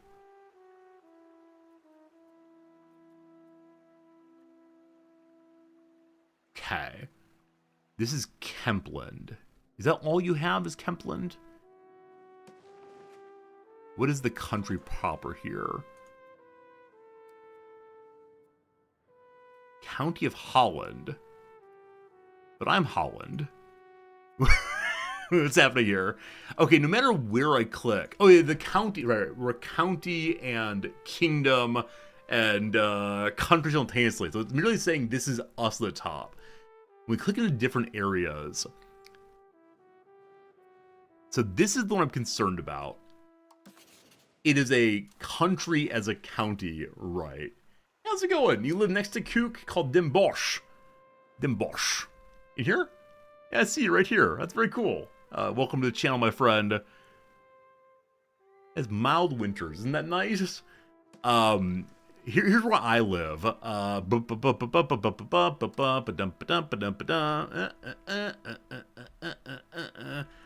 Like here? I live around here, out in the middle of Terra Incognita. Have you heard the tutorial is better in this one than other Paradox games? Yeah, the best tutorial is still in CK3 on the Ireland side. If you want to get into a game, that's the best one for a new player. But I was like Kuiper, I'm sorry, Kuk. I'll work on my pronunciation, I apologize. But yeah, I hope we can learn together, those of us who are new to this game. Let's see what we can learn. Okay, so these people are wanting to be mean to me. Is it possible for me to learn about their military? Also, I should probably spy on them. Covert actions, build my spy network. Here. So we're sending more diplomats into this place as well. Okay. Do I get CBs in this game? I saw I could fabricate them off of rivals. So they rivaled me. Oh, inquiry for the class. If I have a CB on someone whose land I do not touch, do I have to ask for military access to go through? I assume so. For now, though, I will rival them. If I can find the right page. Alright, so you click on the flag, good. Not the HRE. Oh, it's HRE. Does the HRE exist? Because when I zoom out, it seems not to. I don't know. Hey, good seeing you, Solar. How you doing, my friend? Looking forward to getting to EU5. Me too indeed. Alright, so for right now, I want to rival them. That's not a hostile action, or I don't see it. So it might be too small for me to rival them. Seems likely. Okay. I'm coming for you, buddy. I'm coming for you real soon. More things are happening. Unprofitable buildings, a disaster. So once we have a high enough spy network, then we can create a CB for to attack and destroy. But I got some problems. My navy has no commander. Do you need a commander? Extortioner. The admiral's an extortioner, knowing how to best leverage an advantage of force will allow their leader to do more with less, and ships commanded by them will exert greater trade power than those led by competing captains could. Trade power? I assume my ships would be out there destroying folks, but it makes sense, right? Trade power comes in part from do we rule the waves as Britannia. We have ourselves an admiral now, good. Once I have 50 money, I can build something. A number of unprofitable buildings, rather. Some of them are because we have too few goods. All these things here are what we're missing, of course. Coal just is wood. But again, it's about 50 money for that. Okay, I don't think I can fix anything else right now. Yeah, they're all based on not having enough goods coming in. Our population went down by 24 last year. Where did you all go? What's going on here? Hopefully it goes up next year. Okay, we're working on developing a capital economy. What is the next step of this one? Right. We have to get about 3,000 burgers into our capital. We're building some building that helps with that, I believe. I'm not sure. We'll see. Recently, a most scandalous occurrence happened among the upper class. Had word gotten out, it would have been a social disaster of catastrophic proportions. Thankfully, our censorship policy ensured the whole event was swept under the rug before the rest of society could find out. So, we can keep the skeletons in the closet. The estate is much happier with me then. So if we make the estate happier, they'll then pay more taxes. And indeed, I see they have headed in the direction of rebellion. I don't remember exactly what I did that caused that.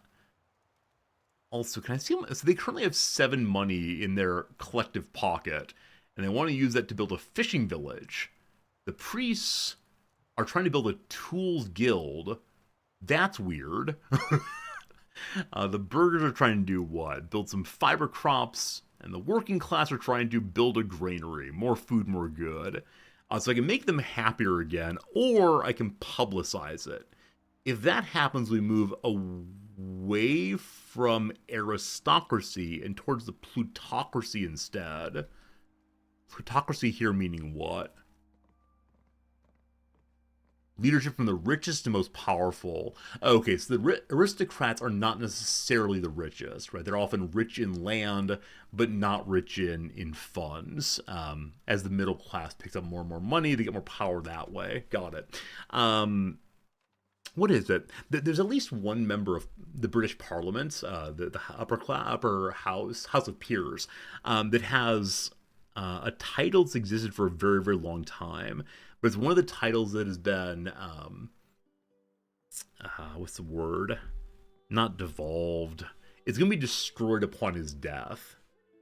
House of Lords, like House of Lords, not peers. Yeah, so his title will be destroyed on his death. And he goes to sessions of Parliament regularly. But he's unbelievably, like, out of place there.